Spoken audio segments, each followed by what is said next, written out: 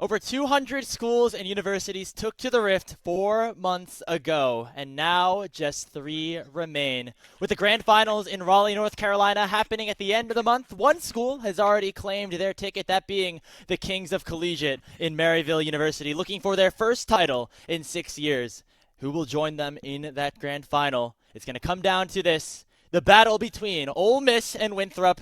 The NECC rivalry, the greatest rivalry in North American League of Legends, starts right now. My name is Grapes. Welcome, everybody, to coverage of the 2025 College League of Legends National Championship provided by UniEsportsNA, St. Clair College, and Exit Lag. I'm joined alongside Hawk here for the lower finals, the last best of 5 that we shall see before we head off to Raleigh at NC State. And what a best of 5. It is shaping up to be a beautiful monologue to start the show because that is the majesty of this moment. Winthrop University surging through the lower bracket after an early defeat to Western. Early stumbling blocks paving the way for, well, some of the best damn League of Legends we've seen from them all year, if not the best. Against an Ole Miss that may have been up and down throughout their season, but seemed to be peaking at the right time in CLOL, taking the perennial favorites Maryville to 5 games just yesterday. And the best part is these two teams, they have met 18 times before this. and they have split those occasions 9-9. They are the truest of rivals. Winthrop, Ole Miss. This is what it is all about, a spot in LAN in the grand finals on the line. It's been a long journey to get here, so let's take a look at our upper bracket of these 2025 College League of Legends National Championships. And we had the number 1 and the number 2 seeds face off in that upper finals, and it was Maryville that came out on top in 5 games. There were questions about how consistent that roster would look like without their star jungler Yuji, who went over to Team Liquid for the LTA North. But with Shimmer coming in, they were able to hold strong, even though Ole Miss played some of the strongest League of Legends that they have played all year long. Yeah, I mean, Shogo was firing on all cylinders. Keel looked like shades of the MVP that we used to know, and the solo lanes were able to hold things together against the Titans of Zamudo and Spyrax for a few of the games. And even though it ultimately was not enough, Maryville, on their own right, they're still the favorites to win the event, even with Shimmer in the lineup. And even with, I think, the nerves that Shimmer was demonstrating yesterday, they still are the team to beat. They played like the team to beat, especially in games 4 and 5. And despite stealing a win in game 3, perhaps, Ole Miss, they were not quite able to get it done. But the most beautiful thing about that series to me is that we got the chance to talk to some of the players and the coaches on Ole Miss after their defeat yesterday. And for a lot of teams, maybe for a less mature version of this Ole Miss team, they would have been devastated. They would have been tilted after a loss such as that. But they simply came away saying, that was one of the best series we've played. It was a lot of fun. Now it's time to get to work for tomorrow. And one team came all the way through the upper bracket in our lower finals, and the other team came all the way through the lower. So we could take a look at that lower bracket. Winthrop University, the number 6 seed entering the tournament, lost their first round game, but now has since won 6 best of 5s in a row to get to this point, with 1 more series to go to get to LAN, and 2 more if they want to hoist their first national title in 4 years.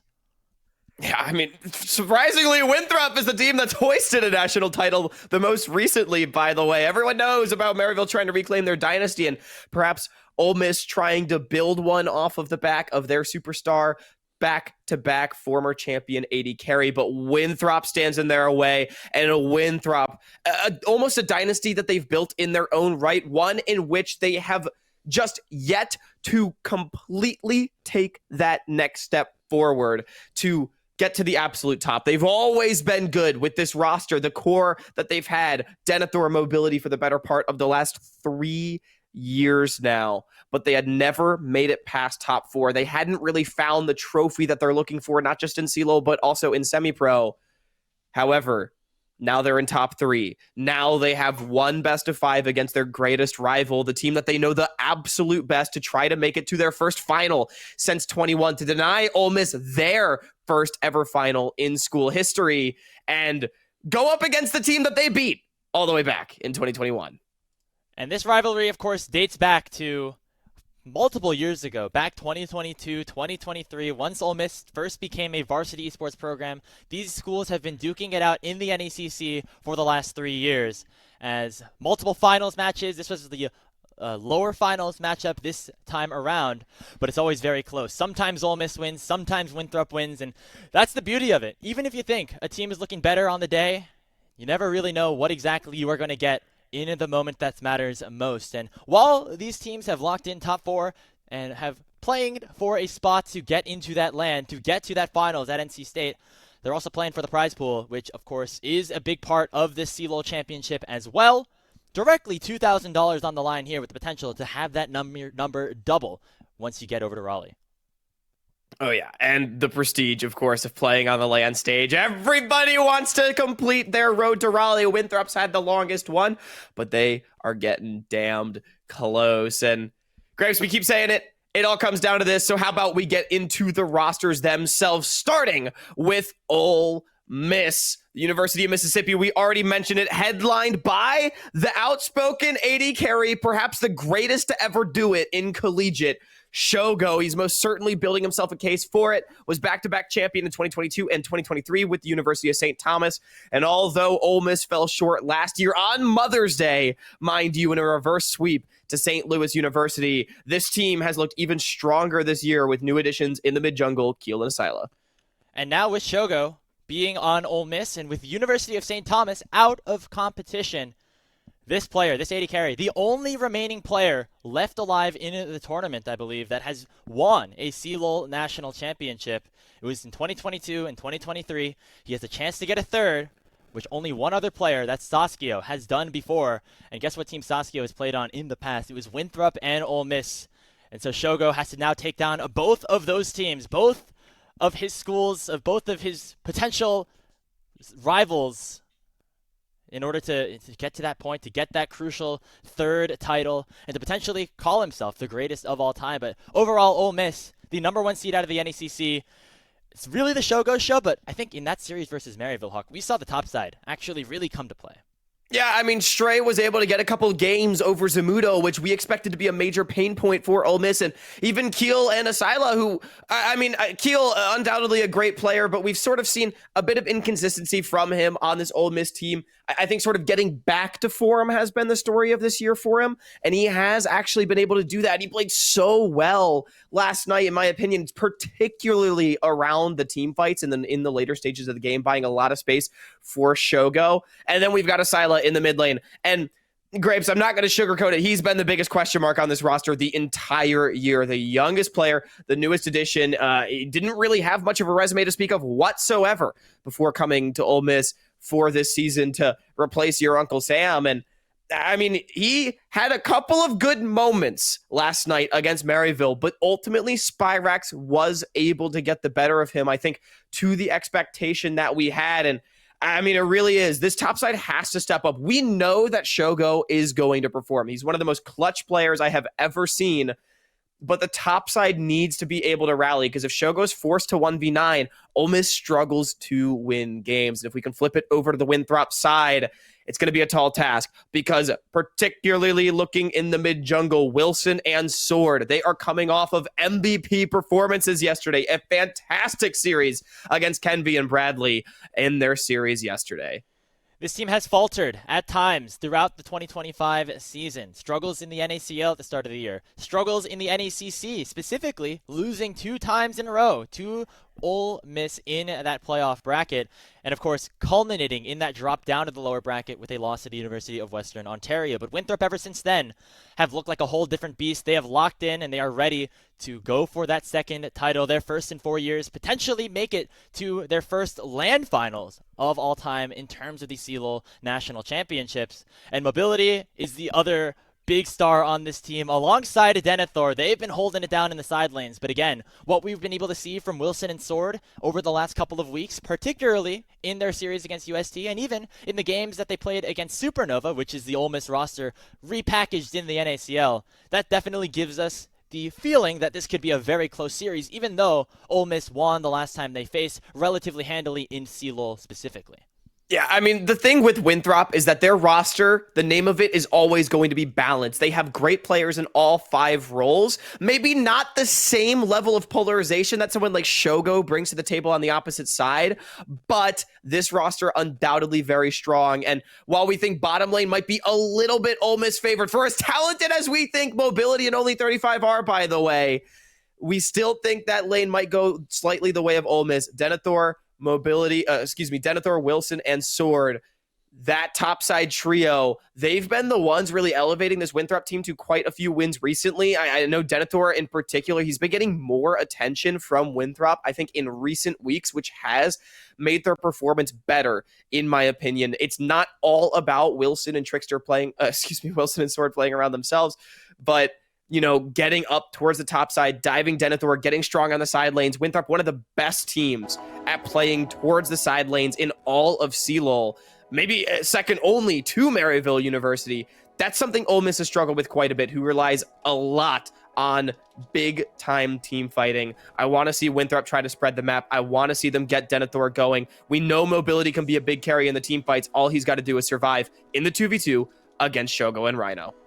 Well, here we go. A best-of-5 series to determine who makes it to Raleigh to face off against Maryville University. There's a bit of a visual bug on the top of your screen. Maryville opting towards red side for game number 1. This is something that we saw from them quite often at the start of their series against Maryville University.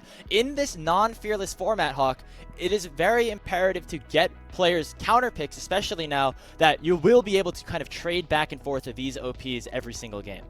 Yeah, and it's going to be really interesting seeing where those counter picks end up going as well. Again, we highlight the bottom lane as being the most important matchup, Mobility against Shogo. By the way, the two most outspoken players on their respective teams that love to talk shit with one another, Grapes, and I want to see it happen here on the Rift.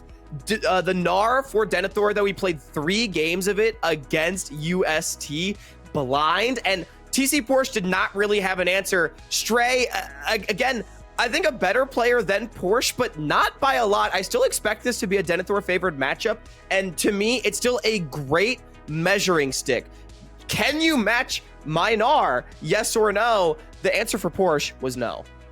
And if Denethor is able to take control of that top side of the map, this Gnar is going to become a series warping pick, much like we saw Asyla's Orianna be against Maryville University, and we see that already be banned by Winthrop. So they did their homework. They know that this is a champion that they very much prioritize, as it's going to be an early Lucian selection for Ole Miss. They really prioritized that in their series against Maryville. They've been prioritizing it throughout the NACL season as well. Even though we're not on that new patch where the lane's extended for a little bit longer, it's still something that Shogo and Rhino want to dominate the laning phase with.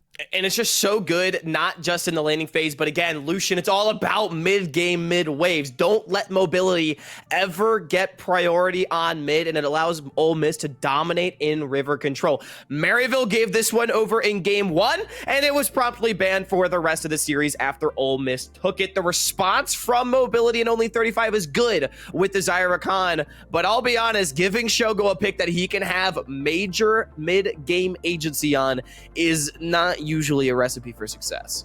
We got some good old-fashioned team comps reminiscent of Season 10, Season 11 here, specifically with those bot lane selections. And what better fitting way to have that happen here in that lower finals in a matchup so historic as we head into that second ban phase. Most notably, out of the picks that have been selected so far, the one we haven't talked about was Keel's Pantheon, and that was a very crucial selection for Ole Miss in their series against Maryville. A crucial Baron steal with the extended Comet Spear from Keel to save that game 3, to extend it here for Ole Miss. And that was a big part in terms of letting them go all the way to 5 games. But overall, as we try to close out this draft for game number 1, we're looking for that mid-jungle selection here for Winthrop, that combo that has been so important and so vital for them. And one thing that I've not seen ban away so far, Hawk, is that Xin Zhao that Wilson played so admirably for all 3 of those games. I think it should be banned out right here. I would certainly hope. Looking towards options for Stray into Denethor's Gnar, though, I am really curious to see what he goes to, because Stray has always been someone that has kind of been able to play anything in our eyes. You know, Rumble getting respect banned away. He does have an Ambessa. That's what we saw from Porsche in back-to-back games yesterday. We also saw Stray play the Ambessa into the Jace of Zamudo. Obviously not the Gnar, but still like stylistically similar matchup into the melee versus range. Brings a lot of the all-in threat to the table alongside the Pantheon. You're able to lock down that individual target. Also, Xayah, not generally a champion that's able to outplay those kind of point and clicks just because of how effective Pantheon is at getting onto one person. But the problem for Ole Miss that you do have to think about is, if you're not able to execute an instant health chunk or a one-shot right, the Xayah is going to gain so much value on the kite back. So the Victor at least going to shore up some of that DPS. I will say I am very surprised to see a blind pick of Victor here for Asyla, knowing the top lane matchup is showing. Just want to make sure they get their comfort out here. Maybe there's a pick that Stray only wants to play into certain specific conditions, not just the 1v1 against the Gnar. We don't know what exactly the priority is here, as the Talia is going to be the lock-in. A little bit flexible, but I would imagine that goes towards Sword. Has been something that he's been playing a lot this season overall, and that's a nice hover. We'll see if it does end up getting locked in, as Wilson has been known to play aggressive picks here, but it will instead likely be that Wukong locked in for them to finish off their draft. Oh, okay, they're going to switch over to that Poppy to round out their composition. You can cancel the dashes from Keel, you can cancel the dashes from Stray, and you become a big nuisance in terms of turning 5v5s into 4v5s. I don't know if I love this Poppy pick. It's definitely a nuisance for Shogo to deal with. But if the Lucian Nami gets going, Poppy is not really able to stat check as solo frontline.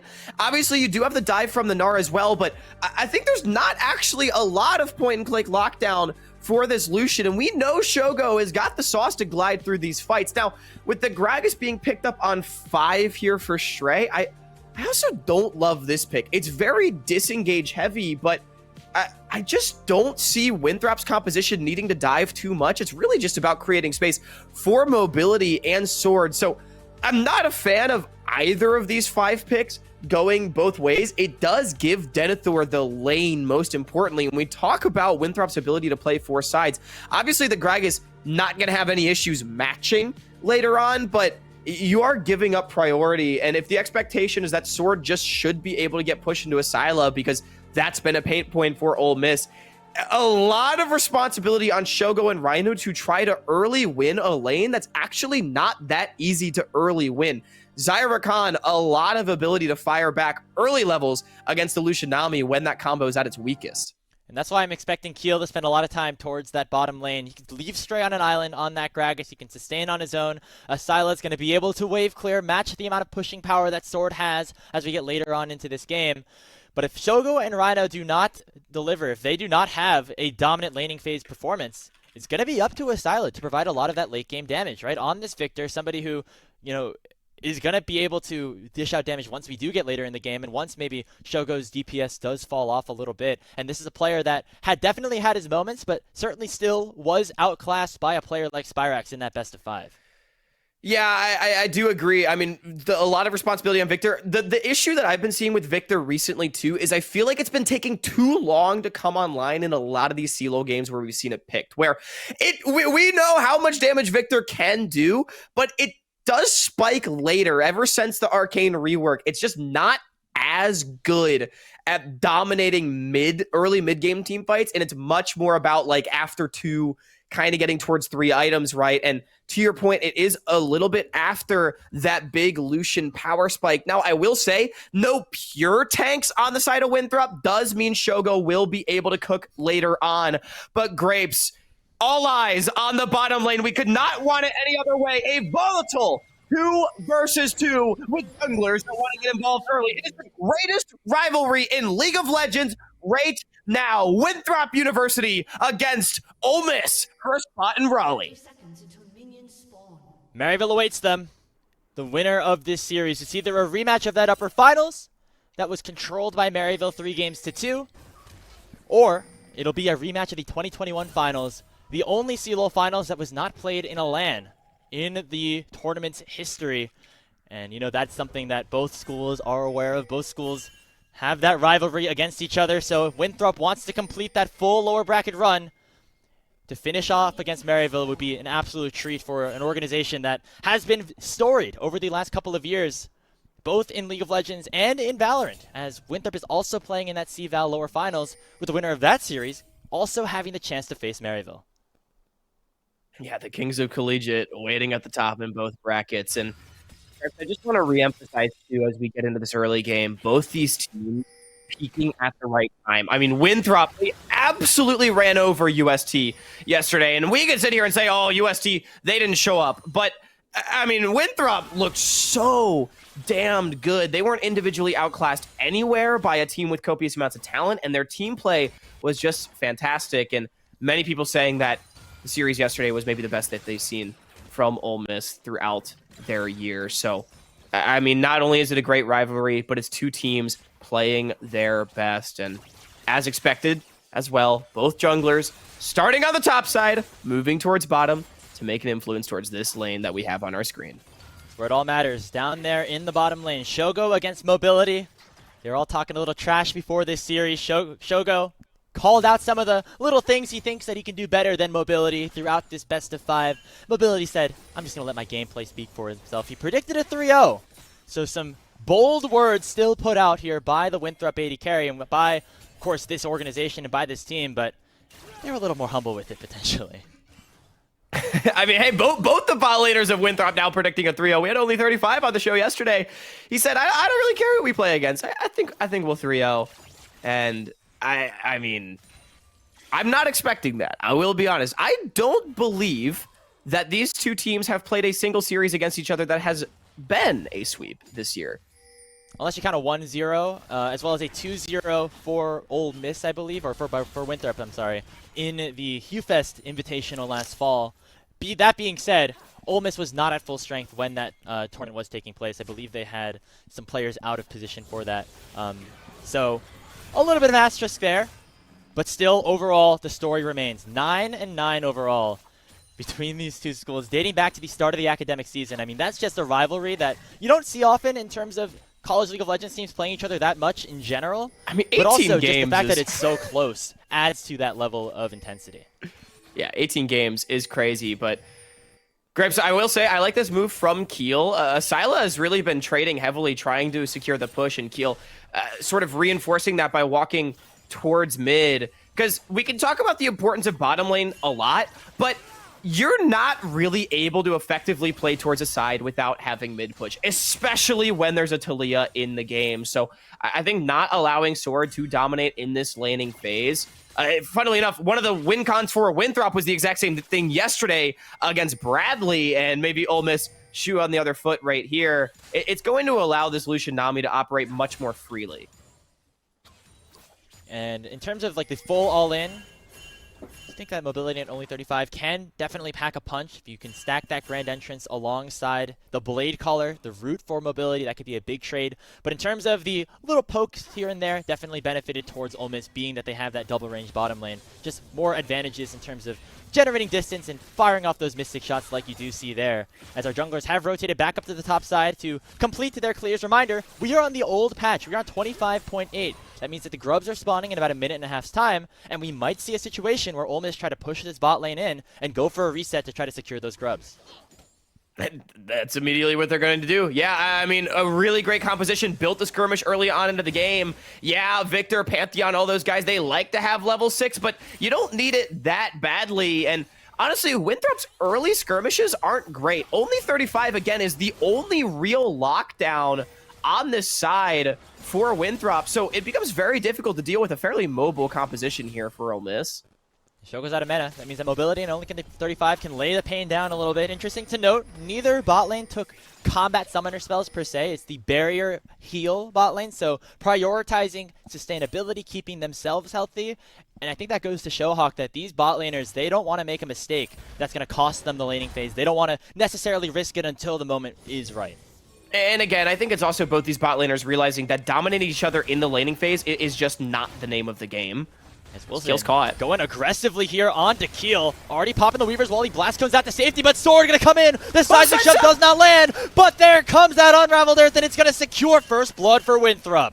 Oh, and only 35 is able to get their first sword right before the last tick of the Chaos Storm.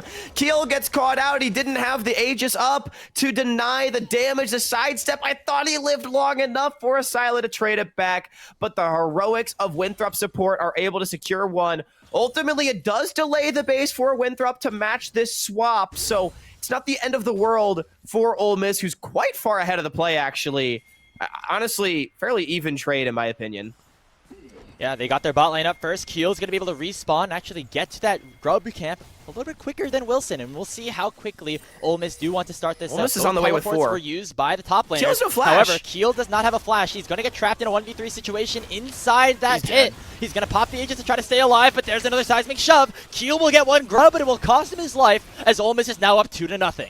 Yeah, not great from Keel right there. I mean, his mid laner just reset late, pushing in another wave. You can't do the grubs with no flash.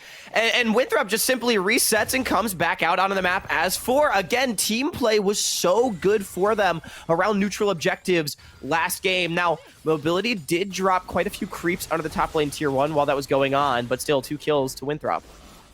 A nice double bubble there from Rhino to keep Shogo alive as it is Winthrop with that early advantage. They have the 2-1 score lead in terms of the grubs, the 2-0 lead in terms of kills. And those kills are allocated to the correct resources. Sword gets one, Mobility gets the other. And now Mobility might get another one as they land the Grand Entrance in onto Shogo. Already forcing him to pop the barrier. Here comes that Grand Starfall though from Keel. And they're going to try to target the Zaya. Level 5, so no Feather Storm available. Shogo dashes forward. They're waiting for Wilson to alive, but Keel gets there first. Heroic Charge will make it a trade to the Marksman. And now Keel and Rhino have the HP advantage. Aqua Prison lands onto the Poppy. He already utilized his flash. The Comet Spear doesn't find the execute, but the Ebb and Flow will. Rhino gets the kill, and Ole Miss go 2 for 1. Ends up being a 2-for-1. Shogo, great flash to reposition and stay alive that little bit longer. And great target selection from Ole Miss. That's the power of their early skirmish composition. We talk about Winthrop's propensity to play towards side lanes, but it can be difficult against Lucian Nami and a Pantheon. So Ole Miss able to get something back, but it is feat of warfare for Winthrop nonetheless. So that's a small advantage that could potentially turn into more. Speaking of, oh, Denethor! Explosive cast does not connect here from Stray as Denethor dodged away from it. They could potentially look for a solo kill in this situation, but they do not want to just trade those summoner spells. Stray ends up out with his life, and Denethor, he will have the advantage down in the bottom side. Here comes another re-engage onto the bot lane. Who has the ultimate advantage at this point? Shogo's still level 5, and that means Shogo will go down. Rhino has already used that tidal wave and is under a whole lot of trouble as Keel is not here just yet. But Keel. Here comes the Pantheon. Aqua Prison does land onto Mobility. The Summoner Spitless Dia could be in some trouble. There's not enough distance to be generated though. Keel could just try to land a spear onto only 35. He buffers the Grand Entrance nicely to try to land that knock-up. Gonna try to gain some movement speed as well. Only 35 the first to follow as Shogo is on the run. Mobility is forced to flee. Here comes the Weaver's Wall. Sword still wants to make it a fight. It's a 2v3 situation, but Mobility's really out of the picture. That seismic shove does connect onto the Talia, and Asilla does a lot of damage. That forces Sword to half HP and sends him right back to the mid lane. Yeah, Silas says, get out of my face. Here's a dive on bottom. Easy money. I mean, we already saw Stray got chunked so low by Denethor in the trade, and all the while, Ole Miss commits their resources top, but Winthrop's able to cross-map it. So Wilson's going to be able to steal away jungle camps as well, and that's going to get Denethor so far ahead of this Gragas, about 20 CS, couple turret plates, and the kill, and Winthrop up about 1,000 gold as a result. And I've got to say, Grapes, only 35 on this Rakan is having a fantastic game, utilizing the mobility in the Rakan's kit so well, and he has just fought brilliantly, picking the correct timers and the correct angles to go for so far. We talk about supportal combat, and while Rhino by no means having a bad game so far, I think only 35 has been the big difference maker for the Golden Eagles. And the big difference maker was that ultimate key. Up in the top side, right? Mobility and only 35 had their ultis. The culling was not available for Shogo. And they capitalized on that opportunity, and that is the game-making decision, that snap decision-making that only 35 has been able to execute on so far. And so Ole Miss now find themselves once again at a slight deficit, but they're still feeling comfortable about where things are stated. Rhino has most of the gold right now in this situation with those 2 kills. And Umbral Glaive, by the way, picked up for Wilson on the Poppy. He's gone the Hail of Blades. He's looking to generate a little bit of extra damage before maybe opting into more utility later on in the build. I think the biggest thing for me right now is that Shogo, 0-2-1, he's not strong enough to dominate mobility off of these mid waves, and that's what the power of the Lucian Nami does come from. Obviously, you know, not even on first item quite yet. They do still have some time to reach it to that point, but that's a huge win for Winthrop, and even though Sword is a little bit behind in mid on Asila, that thought. Here we go, another engage. They're going straight for mobility, but the keeper's verdict from Wilson is going to send Rhino away, makes it a 2v3, and now it's a 1v3 as Shogo dies first. Mobility's going to finish it off. It's a double kill in for Wilson, and the Golden Eagles are outshining in game number 1. Yeah, I mean, Ole Miss just tries to make the big play to get something back on those mid waves. They know Shogo can't dominate, so why not help him out, right? But you're diving into a Zaya and a Poppy and mobility. I mean, he made it look easy right there. 2 kills served up on a silver platter and a Herald to boot. And now Stray has to burn a flash of his own. Ole Miss losing resources left and right like it's nobody's business in Winthrop. Kind of making things look easy at this point against their NECC rivals. They, of course, still have a long ways to go, but they're going to pick up all grubs but 1 and potentially have the opportunity to continue stacking those objectives in their favor. Stray going right back in, but Sword is going to be able to take him down. I don't know why Stray was down there in the bottom lane, but it cost him his life, and that was 8-3 in favor of Winthrop. I'm going to be honest, Grapes, this game is quickly getting out of hand. Winthrop up 2K now, 5 grubs to 1. Ole Miss has 0 neutral objectives. They're finally going to get a dragon 12 minutes into the game, and they've just been completely losing on the fights. Over-forcing has been something that Ole Miss has struggled with over the course of this season, and we are just seeing it so far. They went way too deep trying to get Shogo going and salvage something, but I mean, again, yes, Ole Miss has a marginal advantage in the mid matchup, but they're losing everywhere else, including the most important lane bottom. And now maybe again up in the top side. Denethor got really low, though, trying to tank as many tower shots as he could. Wilson, with that overheated turret, also falls to below 200 HP. So Stray able to survive. He does have his explosive cast, but not going to be able to find it as the boomerang slows him down and chunks him low enough for him to be potentially threatened by another combo thrown out by Wilson. And so Stray, maybe he's continuing to hunt here. There it goes, the bomb by the Comet. No, not enough. The Scorch took him down to 20, but Denethor will survive. I cannot believe Denethor lived that. Stray really wishes he was level 11 for that explosive cast. Denethor does not get shut down. I will say, a bit of a misplay on the dive. Denethor taking some extra tower shots. I think Winthrop was supposed to get that kill, so Ole Miss can count their lucky stars at least on that one. And, I mean, despite the deficit, they are still in this game, but I need to see Ole Miss be able to put together a proactive play in this mid-game that gets Shogo going, because right now, Mobility and Only 35 have been getting the better of this 2v2, and that is going to persist as the main win con throughout the series. And remember, we talked about it at the start of the draft. If Shogo and Rhino are unable to get ahead, who does the ball then go to? It is Asyla. On this Victor, he's been farming up rather nicely, has the Rod of Ages stacking up. We're going to see a big performance from him in this game. And after we saw him potentially have one of the better series we've seen from him in the entire year as the new mid laner for Ole Miss, right? Replacing a player like your Uncle Sam, who is such a viable contributor for this team. And Asyla is now starting to prove his worth. He's going to have to continue to do that here in game number 1 in the lower finals. Yeah, I mean, that definitely is one of the saving graces, is that Asyla has not been put behind like the rest of the map. And we have gotten to see some of the damage he can do. Has that Roa stacking up 6 minutes from now. Should be quite a force. And I do think Ole Miss at this point is just looking towards that 20-minute mark. Get 2 items on Shogo. Get 2 items in a fully stacked Roa on Asyla. We don't need to overforce into Winthrop at this time. So we're 15 minutes into the game. We do see an Imperial mandate picked up for Rhino. So this is the mid-game power hawk that you were talking about during the draft. When Lucian Nami gets to that wide-out spike, they're able to control things as, hold on, we saw the solo kill up in the top side. Denethor just gets that onto Stray. Yeah, I mean, obviously didn't see what happened right there, but I can imagine it, because we've been seeing Denethor just completely destroy Stray. Remember, this was the R5 Gragas. And I'm going to be honest, I'm feeling pretty vindicated for not being a fan of it in the draft. Denethor so comfortable when he's able to play the game however he wants, and that's feats of strength with the tower going down. And now Ole Miss are trying to look for a play in the bottom side, but still it just takes a ton of damage from Swords to Leah and the tier 1 turret. Keel has joined the party as well as the Arcane Storm has been popped out. Keel has that Conqueror proc. Here comes that tidal wave. It's flashed away from by Wilson. Sword has the Seraph Shield popped. And nobody goes down bottom, and that means that Shogo is isolated in that mid lane in a 2v1 situation. Is a couple of flashes blown, though. Ole Miss able to blow some resources before this dragon in a minute and a half. Get some time for Asyla to work on this tower as well. Ole Miss clearly wants to play towards the bottom side, clearly wants to play towards the dragon stacking. And Winthrop going to be forced to reset. I'm really curious to see. We're going to have Herald spawning now ahead of the dragon. Does Winthrop try to reset and fast play for it? They've moved Denethor down towards this side of the map. No TP on the Gnar at the moment.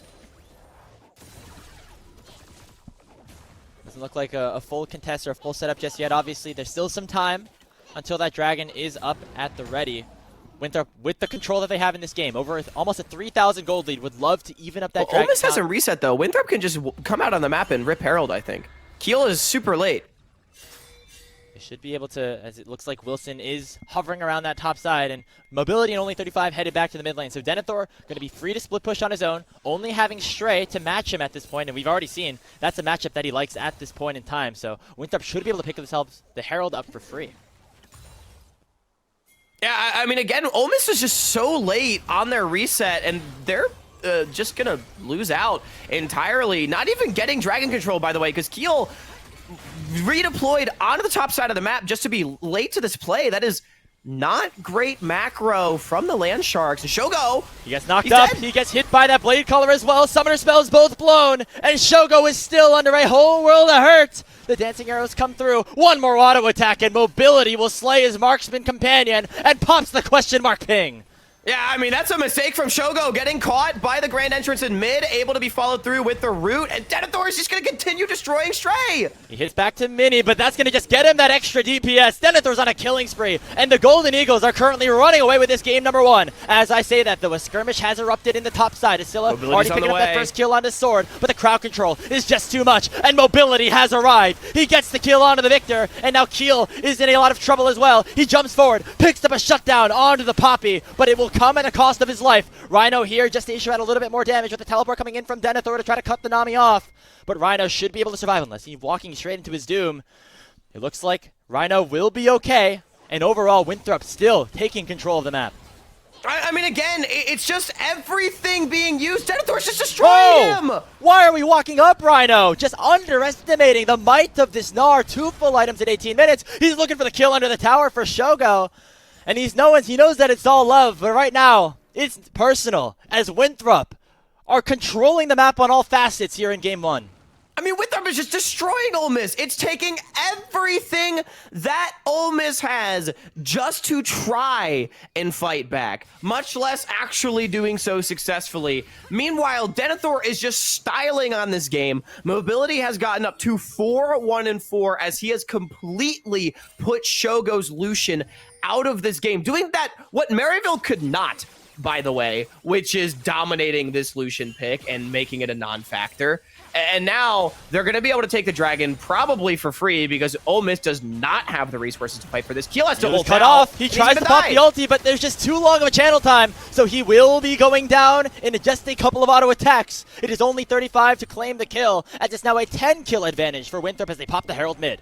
Yeah, I mean, Winthrop is just rolling their way to an extremely dominant Game 1 victory. This is looking like what we saw against UST yesterday. We expected something much, much closer than this, but so far, not looking like it.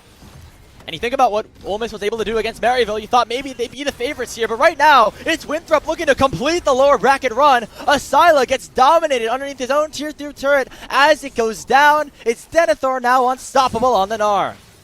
I mean, this is a stomp. It's a 6,500 gold lead as we approach 20 minutes. Ole Miss has 0 advantages. They have the composition that just doesn't really scale that great. This is, I think this is a go next angle right now. Winthrop should be able to just take this dragon. They've got Baron spawning in 5 minutes. That should help them close out the game. Otacon ripe for the taking as well. Obviously, maybe not fully ripping Otacon. Is probably the best move. We've seen that go awry quite a few times in CLOL, but I don't really think there's many ways for Ole Miss to fight back. They're going on to only 35 as a potential play, but he's very tanky with that support item, Merc Treads, and the Locket of the Iron Solari completed. So that full combo from Shogo, who's not even had his second completed item yet, just does not hurt enough. And Ole Miss finding themselves down 7,000 gold after taking Maryville University, the presumed favorites here in Collegiate, even with Shimmer joining the roster, all the way to 5 games. If they don't step up, if they don't continue to improve on what has been a pretty rough game number 1, they're not going to have that chance for a rematch. Yeah, and again, too, even though these teams are 9-9 across their meetings, I think it's fair to say that Ole Miss was favored coming into the series, especially in collegiate play as of late. The Land Sharks have gotten the better of Winthrop. A 5-game series victory in the upper bracket, and then a 4-game victory both in the NACC playoffs. Yes, they did drop 2-1 in the NACL, but Ole Miss has been quite vocal about their struggles in the NACL. I think we assumed that Winthrop was on the front foot given this matchup and recent performance, but I mean, this is a very one-sided affair, at least in Game 1. Obviously, plenty of time to bounce back. I do think some problems in the draft, like why did we pick Gragas on R5 just to get destroyed by this Gnar, is a major question that I have. But, I mean, still, just, if this is your plan A, it's not working. Otacon doesn't even matter here. Yeah. Keel is forced to face check a 1v5 situation and is going to go down. I mean, if you're Ole Miss, you just have to give this objective over. You have to let them get the rose petals. There's no need to continue to go forward, but here goes What are Denethor. you He jumps to doing? the wall, lands a two-man gnar combined with a seismic shove, and Winthrop with an exclamation point on this game number 1. It is Sword picking himself up a double kill with the ruinous Otacon going over to the Golden Eagles.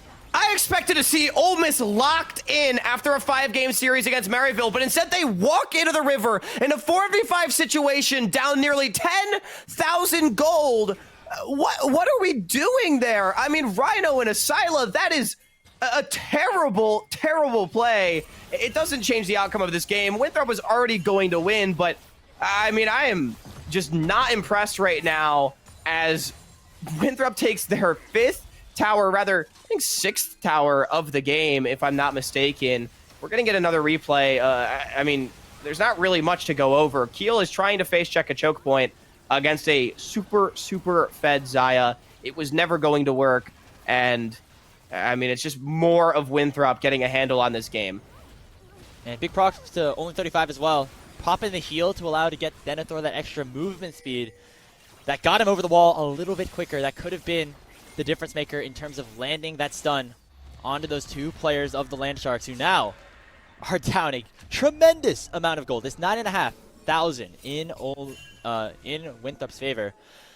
Now again, the one thing that we do have to say, you know, even though it is 9-9, not every game that these teams have played have been very close, you know, bangers back and forth. We've had these stomps one way and we've had these stomps the other. There was a game that I was watching some tape of these teams the other day, or just earlier before this series, and Mobility was like 14-1 at like the 20-minute mark against Shogo. So this situation has certainly happened before. It's just now, when the stakes mean the most, when a spot in the LAN is on the line, how is Ole Miss going to bounce back from this situation? Yeah, and again, Ole Miss, word on the street was that they were not tilted by their loss to Maryville. It was a competitive series against the best team. Hey, we're going to bounce back and we're going to be able to play our biggest rivals tight, right? But, I mean, getting destroyed in game 1 like this, you do have to wonder what it does mean for the mental. Weaver's Wall Obviously, combined with that plenty of heroic time. charge. It lands onto Keel. Culling comes up, but there's just no damage right now. So just the ultimate proc by Sword is enough to get that tier 2 tower for Winthrop. And that's all Winthrop really needs. I mean, again, they can just continue trying to open up this map. Baron spawning in 40 seconds, going to be ripe for the taking. We saw yesterday against St. Thomas, they did such a wonderful job of pushing out a side lane, pushing out mid, and just walking into the enemy jungle. We really only saw them mess up that sequence once in game 1. And, I mean, as long as they're able to choke Ole Miss out of control in the same fashion, they will be able to close out this game very cleanly. I'm loving the build, by the way, for Wilson. It's like full support items right now. We got Locket, we got Umbral Glaive. I don't really know if it's good, but I don't think it matters what he builds, to be honest with you, when you have this kind of advantage. So far ahead, there's no it doesn't matter at all. And, you know, shout out for the Umbral Glaive. His vision score, going to be able to be benefited by that. He's going to help to clear out the wards a little bit quicker. Be kind of that secondary Still only got player, half of only 35, though. I mean, that's just the support difference right there. Yeah, I got to stack those numbers up. I mean, the supports, they do this for a living, right? It's just a side hustle here for Wilson at this point.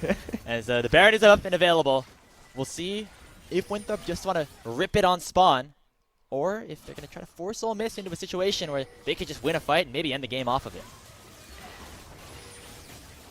Yeah, I mean, Ole Miss trying to retake their jungle, but part of the problem is they don't really have a way to hard engage into this 5 versus 5. I mean, this Xayah pick for Winthrop is just so good for that reason. And again, part of the issue I have with the Gragas pick is it doesn't bring that down mobility. Take some damage. Check down mobility to half. Denethor at half HP as well as Keel flashes forward. But No the tidal wave lockdown. not finding much. Keel gonna go down. Denethor now dominating on the Gnar. 4v5 situation opened up for Ole Miss. He's looking for that ulti, but it's gonna get flashed away from by both Shogo and Asila. Weaver's Wall gonna cut off the carries. Only There's 35. a 2-man grand entrance, and that's gonna be it. A 2-kill fight on that bottom side. And up top lane, it's gonna be Sword taking the kill on a Rhino, and Stray forced to run to the hills. 4 for nothing in favor of Winthrop as they're gonna push in 2 lanes and try to break open the base. Ole Miss just does not have the engage tools. A health chunk on the mobility means nothing if they cannot access targets. It's way too easy for Winthrop to collapse. Only 35, 3-1 and 12, a heater on this Rakan, and that might just be the game. 5 grubs, top inhibitor down, mid inhibitor already falling. It looks like instead it's just going to be irreparable damage onto the Land Sharks base as the 3rd inhibitor is in their sights. They're not going to finish that one off. They're going to be able to rotate back down to this dragon and pick that up for themselves. No chance at a soul, but you're going to allow yourself the extra stats, the potential for a comeback, and take that away from the Land Sharks. I mean, this is not what we were expecting. This is an absolute stuff. Another last-ditch effort here. Opened up by Ole Miss. It's only 35 mobility. We're trapped in a bit of a tough situation. There's a two-man Aqua Prison as Rhino comes to the rescue. And now you hold your bated breath if you're an Ole Miss fan as they start up the Baron Nashor with two inhibitors down. Hang on. Okay, so Denethor's pushing it in bottom, but Ole Miss did just get 2 kills. I think they're just going to try to full send Baron. They know they have to get something back right here. It's echoes of Game 3 against Berryville. Oh, Wilson! He sends away Shogo, making it a 3v2. He chunks out Stray, sends him straight into the wall, and it looks like Stray will likely go down with one more threaded volley, and the Baron is now off the menu. Denethor peeling away from this. Now Wilson flashing forward on the Rhino. Gonna try to fight this one out in the 2v2. Denethor takes down a Silent in the side lane, and now he can try to just end the game by himself. Shogo's on the way back to base. Keel's trying his best to try to take down Sword and Wilson, but it will not happen. Sword's unstoppable. There goes the Weaver's Wall, and that's gonna be another kill on a Rhino. Double over to Sword, only Shogo's left to try to defend the base. Yeah, and I don't think it's going to be enough. There are 3 waves of super minions, and there's a level 18 Nor in his face. Ole Miss, they had to do something. It was valid desperation, but it's not going to be enough. Winthrop going to go up 1-0 in this series. They're going in on a Shogo. They want to finish this kill off. Add a little bit of an exclamation point. 1-6-2. Winthrop just makes the GOAT of CLOL look like a Diamond 4 player. Winthrop onto the Nexus. They're going to take game number 1 of this series. And all too easy, sub 30 minutes. I think this was faster than any of their games against St. Thomas yesterday. As, I mean, Ole Miss, their game plan flawed from the start.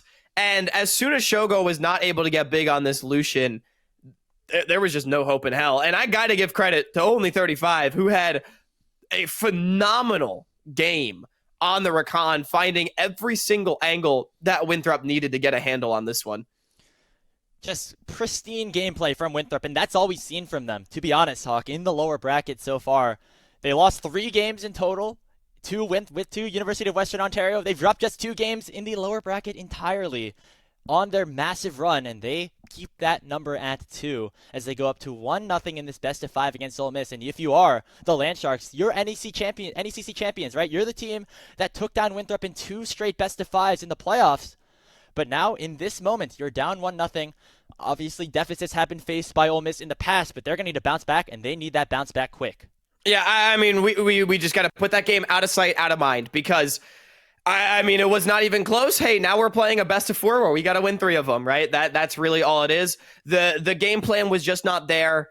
I will say, Stray and Keel have got to step it up. That was not a good game. Honestly, I'm going to say it was an unacceptable game because Stray, you cannot R5 to get absolutely bodied like that. You just can't do it in a lower bracket finals when your season's on the line. And Keel was late to basically every play. And then the one we saw him early to was a massive overforce, and it helped the game get even further out of hand. So these 2 players need to step it up. I think Shogo and Rhino, the 2v2 was okay.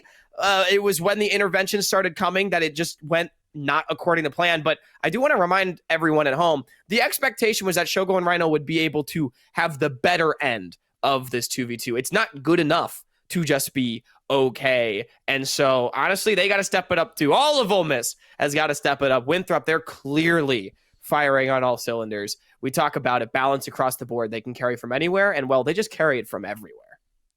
And a trip to the grand finals at NC State University on the line. And Winthrop puts themselves 1 step closer to punching their ticket, hopping on that flight just up north of the border. As for Ole Miss, we'll see if they're going to be able to bounce back. They're trailing 1-0 in this best of 5 in the lower finals of the 2025 CLOL National Championship. We'll be right back to the draft for Game 2 after this.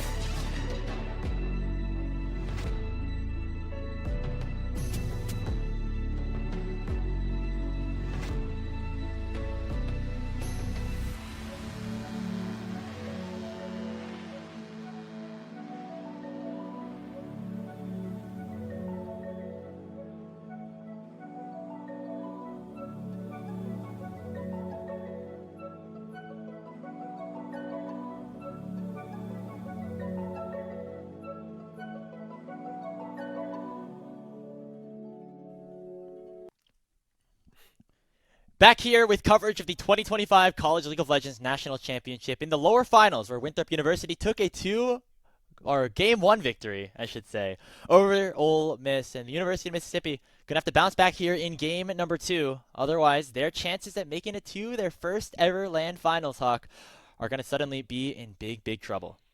Yeah, and remember, they had 2 chances to do it. You really want to think about it. They had literally 2 chances to do it just yesterday, being up 2-1, and now they've got a whole new lease on life in the lower bracket. But Grapes, it was not good. It was not good in game 1 at all. I can tell you that much. Ole Miss back onto the red side, and I talked about it in the green room, but Stray, you're fired from R5. The Gragas was disgusting. I don't want to see it ever again. We need a new answer for Denethor's Gnar, and we need to pick it earlier. Give me a counter pick somewhere else so Ole Miss can create a win condition. And here's the question: do you ban away that Gnar being on the red side? There's so He's many played 4 straight games picks of it and destroyed everyone. There's so many OPs though on the table. I'm interested to see if they do end up dropping one of those bans and opting towards going for the Gnar instead, because let's be real, nobody's had an answer for it against Winthrop University so far in this tournament. This last ban was a Sejuani ban against Wilson, and this is the last chance for a change to be made, and there it is. Denethor's off the Gnar for the first time since round 5 of the lower bracket. I will say, this is the kind of ban that could become problematic as the series evolves, though, right? If you just cannot answer this pick that Denethor is willing to blind pick every game, like, that is concerning. But at the very least, they don't have to deal with it in this game. The Talia was pretty good from a sword. I didn't feel like it was like the biggest catalyst of the win. The Weaver's Walls, the roams were solid. It facilitated Winthrop's ability to skirmish around the map. But Asila in the 1 versus 1 was able to find some success. Going to something like his Comfort Syndra, I'm okay with this for Winthrop, or rather Ole Miss so far. Yeah, I mean, this was banned away in the second phase last time, so looks like Ole Miss in general want to prioritize picking that one up first. We'll have an okay matchup into the Talia, and we'll maybe be a little bit of a scarier threat once we get into the deeper portions of this game. Will Ole Miss turn back to the Lucian lane? They will not. Potentially locking in something a little bit unusual. Nope, they're going to stick with that Lucian. The hovers keep baiting me, but it will be that priority bot lane that can set up, you know, that mid game. We saw moments of it for Shogo, but he was just put too far behind in the early stages. Yeah, great. See, I gotta give you some credit. It doesn't help. It's hard to tell when it's a hover and when it's not. So I saw the Diana too, and I like furrowed my brow. I was like, Keel, what are we doing? Because I know Keel can cook, right? That's the thing. Like, he can play Keel some can weird cook. stuff. The Diana with a Syndra already locked in would be a whole new level of cook, I think. I like the Lucian again for Shogo. I'm very surprised to see that mobility is not going back to the Zyra Khan immediately. Maybe they're identifying as the Lucian as a bigger problem than maybe it felt like it was, because the Vi was banned in the second phase last game away from Wilson, and they just want to snap that one up immediately. So I'm still fine with this for Winthrop, but in my opinion, the Xayah was one of the biggest proponents of Winthrop's win. Having mobility be an unviable dive target was so problematic, and they're choosing to pivot off of that, and I'm really curious if Ole Miss can actually take advantage of the situation. So a new pickup here for Denethor. It's going to be that Mbessa. And now the question is, are you going to lock in that Nami, finish it off, or potentially lock in a top laner to make sure Stray does not have, you know, potential counters taken away? But it's going to be the Nami locked in. That same bot lane that Ole Miss didn't necessarily find too much success with in game number 1. But I think in general, if you ask them, there were a lot of other problems with how that game went. You're not necessarily pointing just to how that Lucian Nami performed. Yeah, and I really like this Ambessa blind pick from Denethor as well, just because, you know, you know that Lucian pairings need to be locked in, otherwise you're just going to ban Nami Milio on 4-5, right? So may as well get a power pick before Denethor's pool can be focused out more without the counter pick available. But Grapes, I will say, we are going towards another game where I think we're going to get a Stray R5. Obviously, the draft is so mismatched. Either one, either Keel or Stray, they're both counterpicking no matter what order we do it in here as Ole Miss. I just need to see the style of composition where they can facilitate this mid lane and this bottom lane to get strong in the mid game the way that they want to, right? I think the Pantheon for Keel was not inherently the problem. I just didn't think he had that great of a jungle game. I'd be fine to see him go back to it, but if we wanted to go towards something that, you know, a Wukong or a okay, it's just gonna be Pantheon again. I'm fine with that. Yeah, it did well enough, right? I mean, there's other options out there, as you mentioned, Wukong, even a Nefiri if you thought you needed a little bit more consistent damage in that jungle position. But the Pantheon provides a decent amount of protection. You're able to start fights with that Grand Starfall from long range and allow for the rest of Ole Miss to follow up with their very barrel-forward composition. We'll see what the response is here as Winthrop do need to select their bottom lane. Zeri Lulu going to be the call. I don't like this. Why are we choosing to devalue the 2v2 when, again, like, mobility being a Chad on the Xayah last game, I thought was like a huge issue for Ole Miss.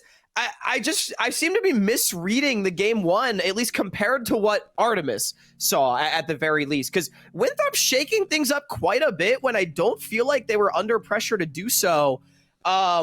Much less of a side lane focused draft for them. They still do have the Talia Vi combination that can play towards those isolated picks. They've got a little bit of dive sprinkled in with the Mbessa Vi for the team fights, but a lot more about extended play here. And now we get side lane for Ole Miss, right? You have the Yorick for Stray alongside the Keel Pantheon to facilitate it. And then you have this really strong mid-game duo of Syndra Lucian that can dominate on a lot of waves. Ole Miss should be able to generate push in multiple lanes this game. And they have a composition that's actually well poised to take over if they're able to achieve the win conditions that they've set up. Yeah, that single target lockdown though is where I have my eyes on. Again, just trying to make sure that Shogo doesn't have a good time in this game. If you can land that cease and desist, if you can follow up with the public execution, that is going to be a very sad Lucian at the end of the day. And he was already sad in that game number one, and putting more pressure on the top side of the map to really deliver, as that was Winthrop's win condition in game number one, to try to shut that bot lane down. The rest of the squad really wasn't able to hold up, and now we'll see with these new picks and with a pretty changed draft all throughout if that does end up changing course in game two. Yeah, I'm going to be curious as well, because I do think later on into the team fights, Winthrop still has a great comp. They've got the Zeri Lulu, and they, as you mentioned, have the cease and desist to just try and shut down Shogo. And it's going to be pretty difficult, I think, for Ole Miss's comp to operate in the 5v5s. It's just so single target damage oriented. But almost to a fault, right? Yeah, they're going to be able to delete individual members, but I don't think you're ever really going to get to the Zeri, to the Talia, to the ones that really matter, especially when there's so much pressure on your backline potentially coming out. But I do think Ole Miss, they have a composition that actually has much more ability to pick its engagements and fight early on into the game. They are just going to need to do it, because that was a big problem in game one. Game number two, Onto the Rift. A 2-0 series lead at this point would be brutal. That'd be almost unthinkable. And so Ole Miss have to make sure that they control this game. A reverse sweep in the lower finals is such a tall task, such a tall order, especially considering what Winthrop have looked like in this lower bracket and also in the NACL, by the way. I mean, we talk about their win against Supernova / Ole Miss and how that, might not mean this, might not mean that, but, then taking a full series off of Near Airport, I believe taking a game off of, who was it, Darkseer Dragonsteel Light, like, there's definitely opportunities for this Winthrop squad, and they've made do with it. And, the power of playing all those games, whether it was in NACE, whether it was in NECC, in the NACL, it's starting to really show. And they've really been able to grow together and scale up for this perfect moment. And I want to continue the narrative that we talked about yesterday, Grapes, which was that there were so many questions about when does this mobility Denethor core of Winthrop, this Artemis-led team, just not really work anymore. They've not been able to take that next step and really contend with the top of the table. They've just been perennially good. And maybe this is that moment. Maybe here in 2025, at the end of the CLOL bracket, they got punched in the mouth and they rallied together. This core that's been playing together for 3 years, they decided to step up as teammates and be better than they've ever been before. And I mean, it definitely could be happening. Obviously, Ole Miss going to have something to say about it. Heavy trading already towards that bottom lane is definitely what we'd expect. But, I mean, Winthrop, an incredible opportunity, I think, to really rewrite the legacy that this team has had for the last couple of years. An interesting thing as well is, you know, one of the big changes, or the only change that came through for this Winthrop roster going into this season, it was only 35 in that support position, and he had one of the best games out of everybody on Winthrop in game number 1. Yeah. So even though he's not as, you know, adjusted to this rivalry, and, you know, even back to Q-Fest, we talked about how Ole Miss didn't have their full roster. Only 35 was not playing with him at the time either. But kind of slotting right in, understanding the stakes of the situation, and really making the most of it to start the series off. And to continue on that point as well, I think a lot of responsibility actually on only 35 in this draft as the Lulu. Ole Miss, once again, really doesn't have much lockdown at all. It's just Keel, and it's also all single target, as we already talked about. So the Lulu pick going to have so much value in denying some of that single target lockdown and DPS. And as you mentioned, it's not the same role as the Rakan, but I do still think only 35, tremendous opportunity to continue to be an X factor in this series. Again, coming over from Turkey to get that opportunity, definitely wants to make the most of it. And as we have a bit of a slower portion of this start of the game number 2, I want to give a quick shout out to the official partner of us here at the 2025 College League of Legends National Championship broadcast, and that is Exit Lag, where you can reduce lag, connection instability, and packet loss for a smoother gaming experience. You can use the code GGWP for up to 50% off of your order. Head out to Exit Lag, AI powered to mastery. Both junglers, interestingly enough, starting on opposite sides, mismatched jungle clear. That's the power of Winthrop. They can play towards any lane, and now Wilson is behind Stray. Good vision coverage to protect this Yorick, but with Ole Miss, right, you're always going to see a Keel path bottom. Winthrop can do the opposite. And Stray's in a lot of trouble to start things off. He's not even going to burn his flash. He knows he's down. Wilson strikes again, and it's first blood for Winthrop in game 2. And Stray, like, I don't know, man. You just can't die to that gank. It's a good look from Wilson, but you know you don't have Keel on your side of the map, and fantastic vision coverage, so much invested in trying to protect this Yorick, and yet they're still not able to do so successfully. And we saw what would happen if Denethor gets going last game. He was, I mean, disgusting on the Gnar, and this is yet another R5 counter pick that needs to work out for Ole Miss. They need to have that side lane threat for their composition to function. Will they be able to find it? It's not a good start. Not the way that Ole Miss wanted this game 2 to go. You'd think that they'd want to answer back with a game 1 stomp, with a game 2 stomp of their own. But so far, not happening just yet. Although still a lot of League of Legends to be played. Wilson now making his way down to the bottom lane. Polymorph onto Shogo, but he has both of his summoner spells. Should be okay for now. We see Keel on the top side jungle. That means that Rhino is now under threat as Wilson comes forward with the ball breaker and will land a couple of damage onto the Nami. We do have that dragon up available. And Winthrop likely could have the opportunity to at least posture towards it. Ah, no way. Shogo's got way too much of a health bar lead. Mobility and sword and only 35 just want a base, and that's what Wilson was covering. I mean, Wilson, man, he's been having a great couple of weeks. We talk about Winthrop as a whole looking good, but I think he has stepped up massively when there was being criticism thrown his way. He was the MVP yesterday, and he's just been hitting good timers, able to clear towards the top side, knowing that Keel wouldn't be there. And then off the reset, he goes bottom to try to relieve some pressure for mobility and only 35. Doesn't look like it's paying off too much, but I just think he's been at the right place at the right time and generally had the right head on his shoulders when it comes to game planning for the last couple of weeks. And I mean, I cannot really say the same for the opposition so far. I think Keel has struggled to get involved in this series up to this point. And that's surprising. Again, Keel, one of the best players that we've had in the Tier 2, Tier 3 space in the last couple of years. Think back to 2022 on Ginger Turmeric, 23 on Wildcard, Team Liquid Challengers last year. I mean, this is a guy that's been to the top levels outside of the LTA.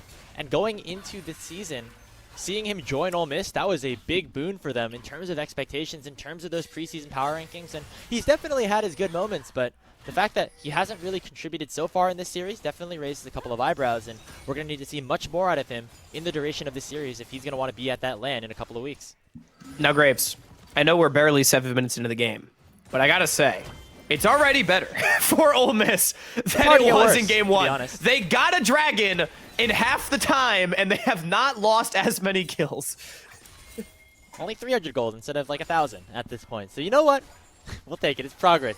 It's learning. It's growing here for So Ole look at Miss, that, but- Shogo. He's got a CS lead. He's actually winning the 2v2. I gotta say, I'm really surprised that Winthrop just seemingly decided that, like, the 2v2 was less important this game. I don't really understand that, Yeah. but obviously, like, the deficit's fine. It's not the end of the world, but like, I don't know. Yeah. This is a great game to play around Denethor, though. We did see Wilson get that kill towards Stray earlier, and maybe trying to expose a weakness that Ole Miss definitely looked like they had in game number 1. And if you can use Sword on the Talia, him as well as the Vi for Wilson to get some more kills up there, the Sembesa becomes such a big problem for what Ole Miss want to accomplish. You can follow up on some of the lockdown, some of that point-and-click CC, and just dish out a ton of damage to the backline. At the very least, Stray. Oh, only 35. Pops the heal in response to that culling coming out, so Ole Miss dominating Nice the bot trade. lane, at least for now. Really nicely done by Shogo and Rhino, as they do have Wilson on the way here for some backup. So the Golden Eagle is not under threat, as it will be resets potentially had by Shogo. And the question is where the redeployment will be. Will it be back towards the bot lane, or now with a couple more items picked up, does he head towards a different area, maybe towards mid? Looks like it's just going to be a full swap to the top side of the map. I mean, remember, no grubs for another minute or so. Oh, now Asila going to be the target. Flash seismic shove going to connect him onto him, but it's going to be responded to by that Grand Starfalls. Keel is hunting for Sword. He jumps on top of him, makes it a 1-for-1. Now it's jungle v jungle in the mid lane. A different setting for these two players, but they will just nod their heads in retreat after taking down their targets. Honestly, great counter gank from Keel right there. That's the power of Pantheon against Vi, and I think Asila played it about as well as he could. Just try to create as much distance as possible, force Winthrop to come towards you. Now, it is positive Summoner Spell trade for the Golden Eagles, but ultimately a 1-for-1, and it will consolidate Ole Miss's control over the top side of the map with this full swap coming out from Shogo. He'll be able to pick up a decent amount of CS. The wave will be crashed in, but Mobility likely is going to pick the majority of this wave back up and even things out just a little bit. But Ole Miss finding a little bit of something back. And now you take a look at the gold. They're up, albeit very, very slightly. But at an even game state, 10 minutes in, again, progress from what we saw in game 1. Yeah, and I mean, they're just up CS basically everywhere. Jungle, AD carry, also top lane, even Stray, despite the death, as... I mean, actually using the York kit really nicely. You can use the wall to deny CS as you're pushing out waves. It was something we saw him do against Denethor. So, it's nothing substantial across the board, like you said. This team comp does not need to necessarily get crazy far ahead. It's not all about insane early game skirmishing. It's much more about playing towards side waves, making sure you have push, and just slowly dominating on neutral objectives. Grapes, I know we got to cast the Western versus Ole Miss game last week, and Ole Miss played a similar style of composition in game 1 to this one, I feel, and they were able to execute upon it very, very well. But is Western the same kind of team as Winthrop is? Will they be able to fall to the same victimhood as the other ones? And as we say that, Shogo goes too far with that culling right into the arms of Wilson. That is feats of warfare secured for the Golden Eagles right as this second camp of grubs is about to spawn. That was unfortunate timing right there. I mean, I don't know if they knew Wilson was in the bush at all, but Wilson was like a second from completing that back right as Shogo went in, and it was all too easy of an alley-oop. No cease and desist even needed. I think the good news is that Shogo at least doesn't flash. The counterpunch from Ole Miss is going to be push in bottom. The hover from Asila and Keel does mean Denethor forced to sack a wave and a couple of plates, so the York continuing to get some gold at the very least in trade, but that's a big kill pickup for Mobility Zeri. And just, this is not a lane-focused pick, as we talked about in the draft, but well, now the Mobility's got a kill. He's got a full item. This Zeri's going to start to come online. As we get later on in this one, we'll be stronger and stronger, as we got another fight around this second spawn of grubs. Sword entering here with that Weaver's Wall. Nicely dodged away from by Keel by using that jump onto the grub camp to make sure he does not go down or take a lot of crowd control, a lot of damage with that stun. He smites away that first grub. That makes it at least not a full sweep for the Golden Eagles. That third one going to reset, and Winthrop just bullying Ole Miss out of the pit. I mean, Ole Miss just did not have the tools. Rhino was half HP, and from the 2v2 in top, remember, Wilson still had the go button of the cease and desist, and Winthrop, good range in their composition, able to force the Land Sharks back, and now baiting for Keel. Does have Stray. Don't go down there, man. Don't go down there. Could be in some trouble. I mean, honestly, Keel's pretty strong. He's been farming up really nicely. You take a look at the CS. Yeah. 30 over Wilson. So while Wilson has been able to have more impact on the map, Keel is going to be very strong in this game.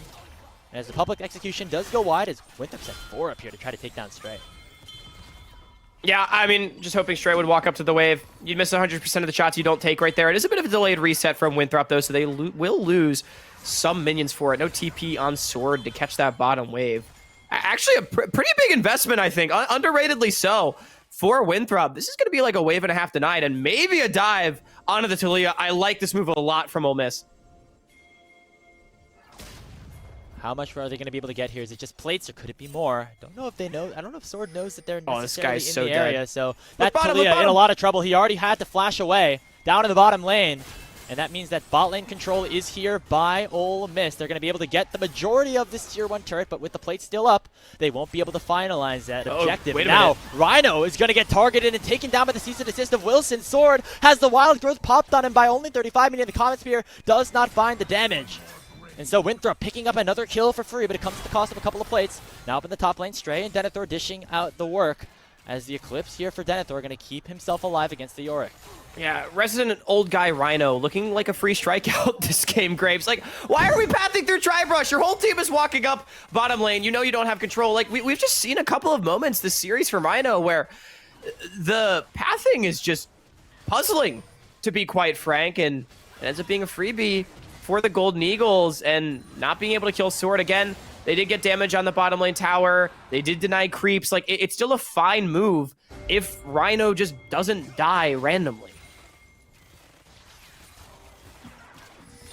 Yeah, it's still not the best situation right now for the Land Sharks. They are, again, at a smaller deficit than they were in game number 1, but at this point in game number 1, we were talking about game number 2 already. So we've been on this topic for a while, Hawk, as, again, we don't want to fall down 2-0 in this series. There are win conditions here for Ole Miss, but it might not be towards the top lane right now. There goes mobility. Zoom in over the wall, and he's going to be able to take down Stray before Keel arrives here with that Grand Starfall. And everybody's now low. A little bit of an overexertion here for the jungler of Ole Miss as Denethor picks up another. That's 2-0 in favor of the Golden Eagles. But here comes Shogo, and he can try to dish out some damage as well. The shutdown goes on to Asila, and they're looking for the culling. There goes another kill, and finally the Land Sharks have arrived at game number 2. They pick up 3 kills for themselves and even up the trade on the top side. Yeah, and they should be able to get first tower as well. That is the play. Shogo finds 2, and they give the shutdown to Asila as well. Denethor probably wishing he didn't block that culling as he ends up just giving his life for it. And it was good baiting from Keel, just knowing he had to buy time for the team to show up. Asila! That is so much damage onto the Vi. One more 11. Q could do it. The W gonna reign on top. Wilson with the Vault Breaker will escape, but now Asila's level 11. He's starting to get very, very powerful too, and Ole Miss might have hit their mid-game spike. Yeah, we're finally seeing some semblance of competition against Winthrop University this weekend. I was getting a little bit worried, Grapes, but it was great patience from Keel, understanding he can give his life for the cause as long as he allows his bottom lane to show up. The TP from Asila just to secure it as well. And Ole Miss finds 3 very important kills. They have a gold advantage of about 1,000. Stray is getting pretty big in the side lane, despite the poor trading against Denethor, as we could take another look. The Aegis just doing so much, and as soon as I see Winthrop full commit forward afterwards to try to get the kill, I knew they were already cooked. Shogo and Rhino were too close, and well played by Shogo as well. He doesn't need to take the kill for himself. Give it to his mid laner, spread the wealth, get the other 2. Nice job by Rhino. 2-man Aqua Prison to secure those kills, and getting 2 of them into the hands of Shogo is going to be vital. Winthrop is split here. Herald is now available here. Winthrop starting it up, and it's at 3,000 HP. And as you say, 4v3 now is opened up until the Taliyah wall can come through. Kills away the Rift Herald, and now the fight can begin in earnest. Wild Growth lands onto the Vi. There's not a ton of cooldown still left available, and Wilson will be able to get out with his life, and nobody will fall on either side. Yeah, but wait a minute. Ole Miss has inside track on mid lane, and they stole the Herald. Oh, Two-man scatter coming through. Sword might just be down. There's the W over the top of his head, and the spear says goodnight. Asila picks up the kill, and Sword is down for the next 30 seconds. Yeah, here they come. They might be able to get 2 towers mid. Stray, one more bonk on the turret here would do it. There we go. And take a look at the Gold Hawk. Almost It's exploding! 3,000 in Ole Miss's favor. What a turnaround from them. And dare I say it, a large part of it coming off of Asila, this newer player, the young rookie here for Ole Miss. He's had a great game on this Syndra. Yeah, I mean, he's on one of his signature picks, Syndra Lissandra. Those are the two picks that Asila made his name on. And there's a reason he went to it with the counter pick against Sword, able to play out the lane very stably. And now that he's been given resources, he is carrying 2 items on Shogo as well. They just got 3 turrets and 4 kills relatively unanswered. That is a huge swing for Ole Miss, now up 3,500 gold, now in the position that they needed to be with this composition. They've already got 2 dragons as well, with the 3rd spawning in a minute. This is the game state that Ole Miss wants and needs to equalize the series. Take a look at that, Hawk. I was a little worried that Mobility's prediction was about to come true. I'm not gonna lie, as it was looking a little grim with the solo kills, with the deaths in all the side lanes. Like, we wanted this to be an exciting series, given the stakes, given the history here. And now it's looking like we could have ourselves evened up at 1 if things continue to go the direction that they are going. Keel with the Grand Starfall is going to zone Mobility and only 35 away from the tier 3 turret in the mid lane, and that gives Ole Miss a ton of control to try to push things out before this dragon spawns. Yeah, Ole Miss is just much faster on the play. Yeah, sure, they're going to lose a tier 1. Who gives a damn? They're going to get a tier 2 for it worth way more gold and full control of Winthrop's jungle ahead of the dragon. We praised Winthrop for how well they did this last game and against UST, so let's give credit to the Land Sharks where it's due for doing the same. As Asila not going to get the scatter for the health chunk, but I don't think Winthrop can walk in to try to fight this. They are going to attempt to, and now let us remind, Winthrop does have the more team fight-oriented composition, but actually, Ole Miss has sacrificed a lot of their control. They've really backed out here. And Stray's on the top side. He had to defend that tier 2 turret that was under threat, and that means Winthrop now have all 5 of their members here until the teleport comes through from Stray. It was a numbers advantage for a little bit, and that was enough to allow for Winthrop to gain control of that bottom side river. It would be the first dragon of the game for the Golden Eagles if they can pick it up. And now the fight could begin in earnest. There's a flash over the wall. They're looking for Sword. It's immediately followed here, but Wilson's in a lot of trouble. The jungle for Winthrop is down. Asila picks up the kill, and he goes on a killing spree as Ole Miss, now with the 4v5, are going to make their way towards the dragon. I need to give credit to Keel. I was really hard on him for how I felt he played the first game. Much better performance here in game 2. Amazing snap engage, recognizing that Wilson and Sword were split from the team, able to cordon them off. It's only 1 kill, but they get the dragon as well. Flash for flash with the enemy mid-jungle. Well played by Ole Miss, just continuing to extend their lead off of the back of a great play from their jungler. And so, Ole Miss continue the march. They pick up the sole point and are going to hope to continue that momentum straight into more and more in their advantage. The Otacon now available as we've reached the 20-minute mark of this game. And we're in a good spot now. If you're Ole Miss, I'm sure they're feeling comfortable. However, as you mentioned, the scaling for Winthrop's still there, so you cannot rest on your laurels. You have to keep going for the fights. Dude, I'm laughing a little bit right now, too. I love when the observers randomly catch the, like, tiny mistakes that mean absolutely nothing. But, like, it's the kind of mistake that you make, and you're like, well, I hope no one saw that. Like, Wilson failing his Vault Breaker over the wall in the redeploy. Hey, like, it's just... Pros are players, too. Hey, we're also fishing for them, too. Sometimes we're zooming in on certain players, seeing if they mess something up. Right, yeah, exactly. Hey, dude, I need it. Like, all of us mid-elo players out there, we need to be reminded that they're human. As Winthrop, when in doubt, stack a bush. The Death Rush. Oh, we get spotted out by the E of Stray. The W going to land on the Denethor. He's going to have to dash on out. It's a tidal wave. It's not going to find any knockup, I should say. And that's enough to generate mid-control for Ole Miss. So respect to Winthrop for trying to find a pick, but it was not successful this time around. Yeah, I mean, it's an ultimate invested from Ole Miss that basically just completely forces Winthrop out of their jungle. So now Miss can drop as many wards as they would like and really just keep Winthrop completely out of the river with Otacon alive. Now, we've seen some legendary Otacon blunders from Ole Miss in particular. This was much earlier in the season. I'm not expecting it to happen again, but I just want to put that seed in people's minds. It has happened in the past.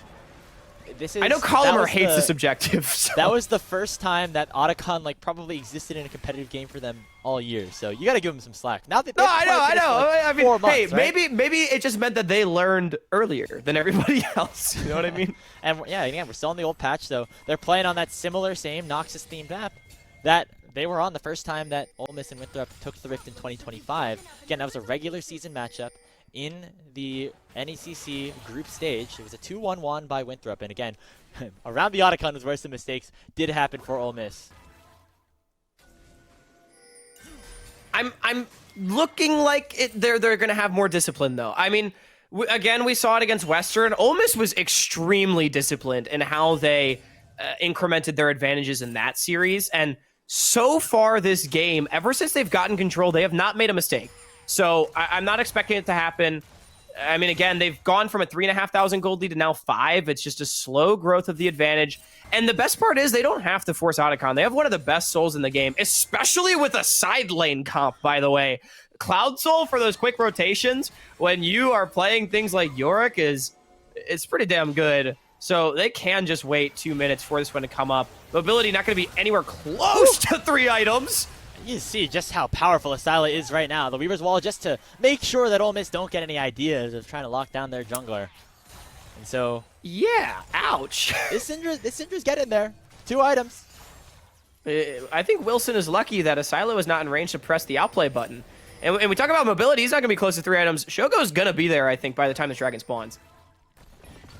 That would be a big advantage, obviously. Can we get a gold toggle from observers, actually?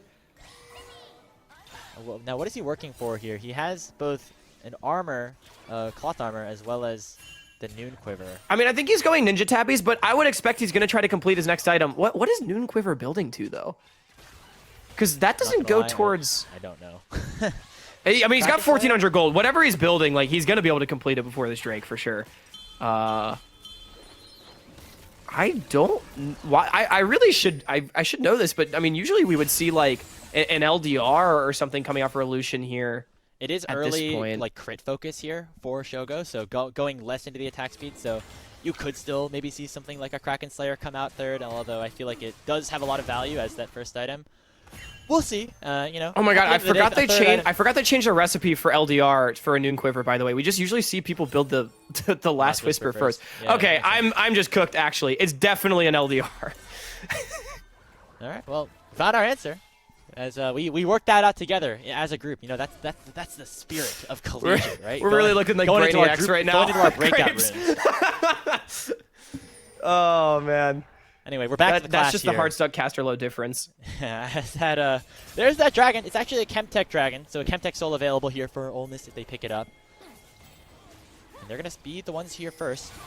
You see Asila right now dominating the mid lane, but here goes Wilson. He's going to try to make a play in onto the Syndra. There's the public execution. There's the full lockdown. Asila forced to go golden. What can Shogo do on the back line? Already a shutdown picked up for Sword. Winthrop starting off firing in this team fight, and Mobility with the Lightning Crash currently unlocked is looking to try to lock down Keel. Weaver's Wall comes out. Has Sword gone too far forward? The Aqua Prison going to lock him down, but Keel will fall. Winthrop University find the fight. They find 2 kills, and they'll deny the soul from Ole Miss. And Wilson and Denethor, they found their moment. It's Asila, the young carry, that makes the mistake. He was too far from the team in a massive play to get on top of him. The Zonias was not enough to buy time. Shogo got taken too low to extend the fight, and Winthrop is back in this game.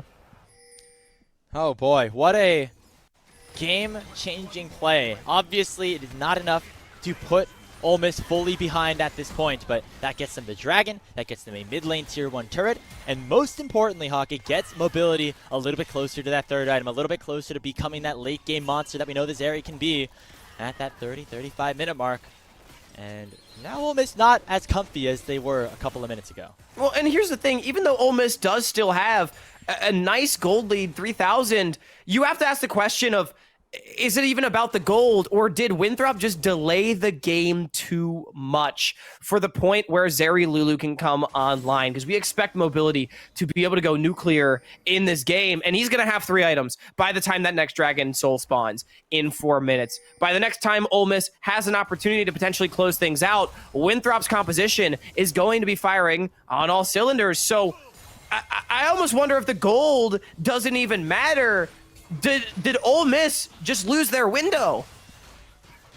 We'll see. I mean, this is a composition that needed to spike right about now, right, Hawk? This is like where they needed to find their advantages, when they wanted to pick up the soul, then go to the Baron. Like, that's the sequence that they were looking for.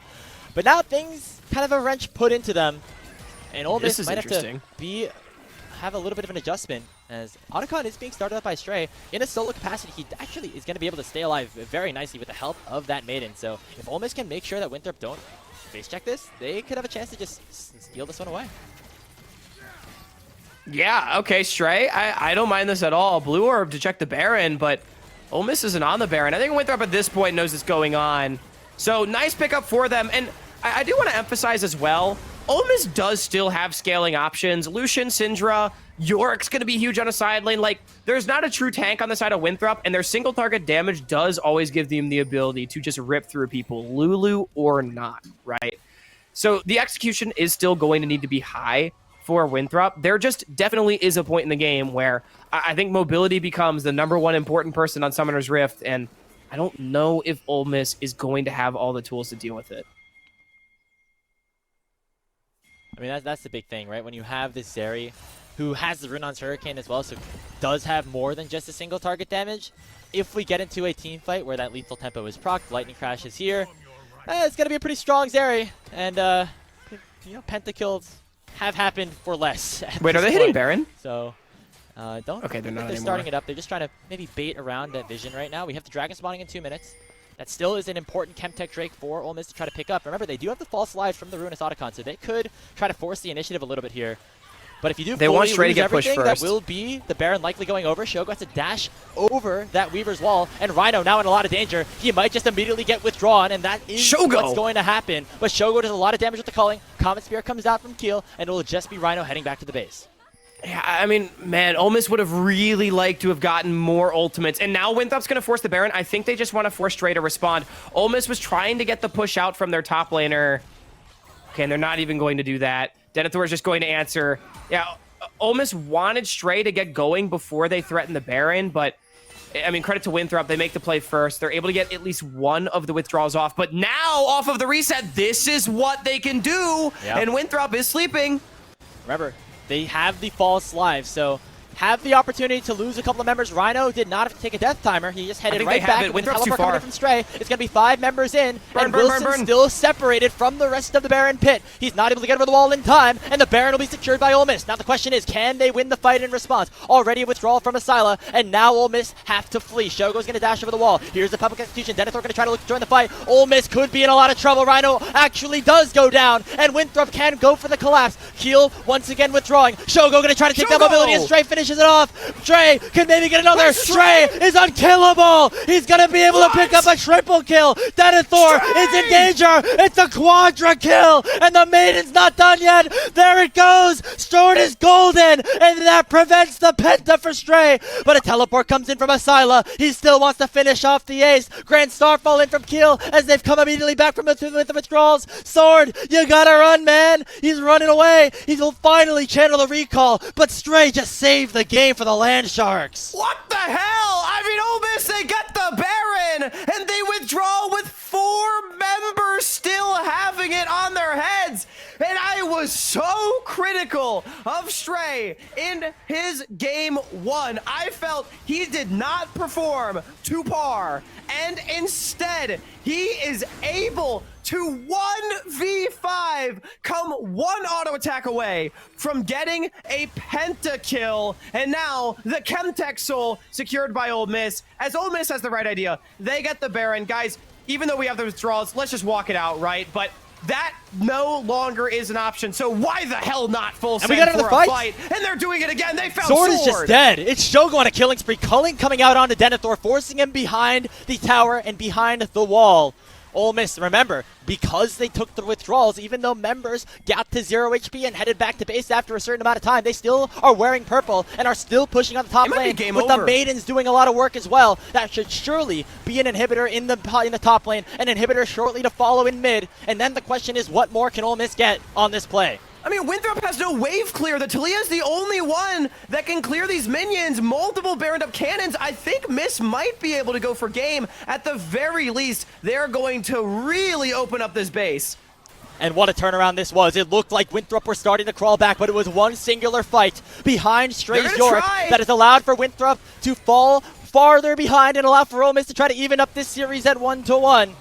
Onto the Nexus towers they go. Lots of super minions crashing in. Lots of demons crashing in as well. The Scatter of the Weak lands on a scored, but he's very far away. No choice for that Unleashed power. The tidal wave does come out. They want to end this game. They want it now. They want to go 1-1. Who will find the initial engage? More poke, more damage as the Nexus is now exposed onto the Super Next minions. They're doing so much. There's the Scatter. Wilson's in trouble, and now a last-ditch effort for Winthrop, but the Nexus is just going to be targeted, and just like that, we have evened up our series at 1-1. And this is the series that we want, from bitter rivals to the very end. Back and forth and back again. Ole Miss are the ones to secure game 2. It was Stray on the Yorick with a 1 versus 5 quadra kill into Otacon withdraw. Ole Miss, even though they had a misstep around the dragon, they had great macro. Another aspect of their game, by the way, I was critical of, their setups around neutral objectives in game 1.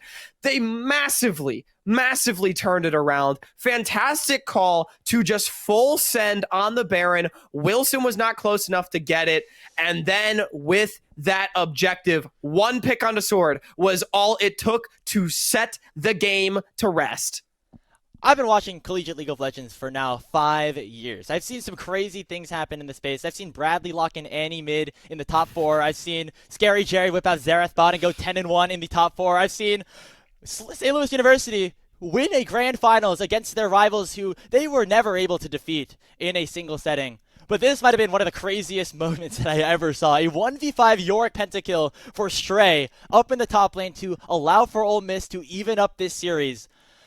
I mean, that's got to be up there with one of the all-time moments that I've ever gotten to witness. And Grapes, talk about redemption. Keel and Stray, I felt that they did not have the games that they needed in game 1. And they bounced back. You have to give them so much credit. We've been saying that Ole Miss, when the chips are down, it's all about Shogo. He's their guy. Give him the ball and he will carry. But he can never, ever do it completely alone. You need the top side to be able to perform. You need the top side to be able to keep up. And Stray, Keel, and Asila, they all showed up in this game. Asila, in general, I think is showing up in this series the way that he needs to. And Ole Miss making this one very interesting now as we are all square heading into game 3.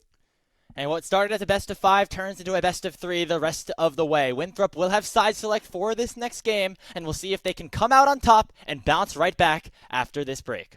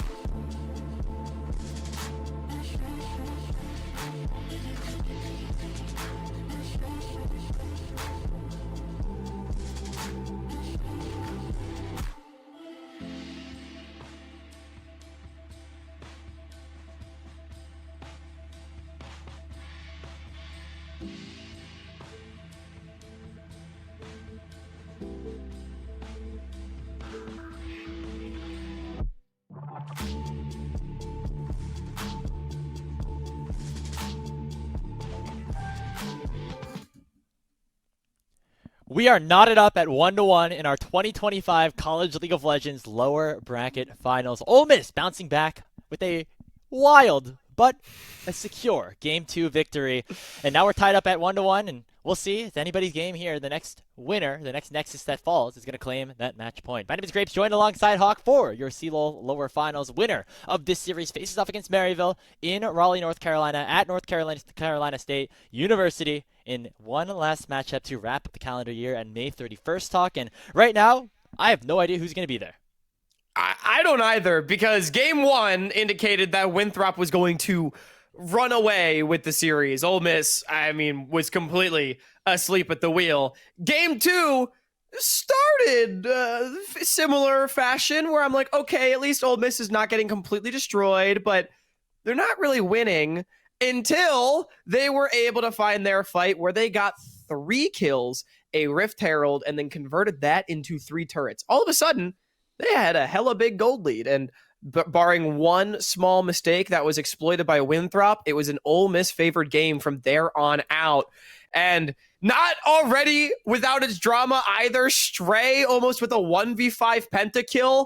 Literally one tick of Maiden or York goon damage away from the most unbelievable thing I've perhaps ever witnessed in my entire life. And it definitely gives some things to think about coming into this third one. Yeah, I am very curious to see what the draft adjustments look like for Winthrop, as they finally were put to a stop by Ole Miss in that game. Most notably, the Gnar was banned away from Denethor, and you can see this time, Collimers, he's not afraid to ban that away first, because he knows that is the most important thing that Winthrop do have at their disposal. They do not want Denethor to get that, I presume, for the rest of the series. Yeah, I mean, may as well. I thought Denethor was still really good at the Ambessa, by the way. He actually had some pretty good trading early on into Stray's Yorick. And, the snap engage alongside Wilson to find a Syla, almost equalizing the game, was really, really impressive. So I don't hate it for Denethor as a blind pick still, but it was not the same level of polarization as the Gnar. Stray was able to deal with it. He was able to get strong in his own right. And yes, Stray, with the near 1v5 pentakill, you can have the R5 counterpick card back. So yeah, you give it back after just one game. That's all it took. I've seen enough! Well, what if they ban the Yorick this time? Do you think he's still going to have an answer?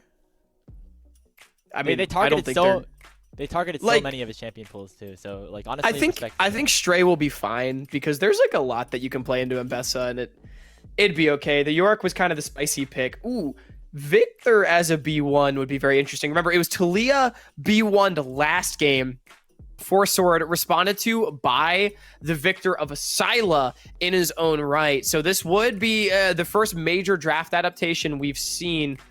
I do want to point out as well, Winthrop last game with Zyrakan once again on the board to contend with Shogo's Lucian Nami. They just decided that they didn't want it anymore, and they went for Zeri and Lulu. And I think Mobility and Only 35 were fine, but a much lower agency pick for the 2v2 lane. I just was very confused to see that Winthrop suddenly decided that bot lane 2v2 priority was less important for the rest of the series, at least compared with game 1. So I would like to see them go towards something more 2v2 oriented, like the Zyrakan this time around. Well, looks like they're going to go back to that formula potentially. I would not be expecting anything else other than Only 35 locking in the second half of that Lovers duo. And there it is. Okay, so there's the adjustment right back that you wanted, Hawk. Instead of opting towards something like the Vi or the Ambessa that they were able to select the first time around, this time it will be back to the combo that worked for worked for Winthrop in that first game. It's going to be the Nami as response, as we have a lot of the same champions picked up in game number 1, although the victor was over to Ole Miss in that first matchup, as we head into that second phase of bans with just a slight differentiation in terms of the champions that and the roles that have to be picked left. Most notably, no jungler selected for Wilson and no mid laner selected for Syla.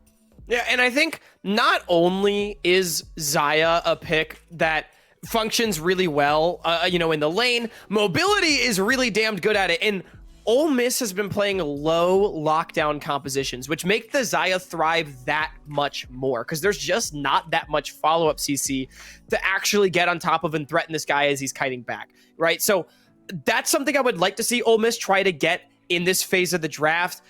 You know, in game one, the last time we saw the Xayah, it was the Gragas for Stray, which was terrible. Let's not go back towards that. I would like to see, honestly, maybe more of just like a straight up tank, some sort of beefcake that can get in the back line and really just force the Xayah and the Victor back and buy space for Asila and Shogo to carry. Because otherwise, again, I think just against like low lockdown pseudo dive, which is what we've been seeing from Ole Miss, that the Xayah is just too good.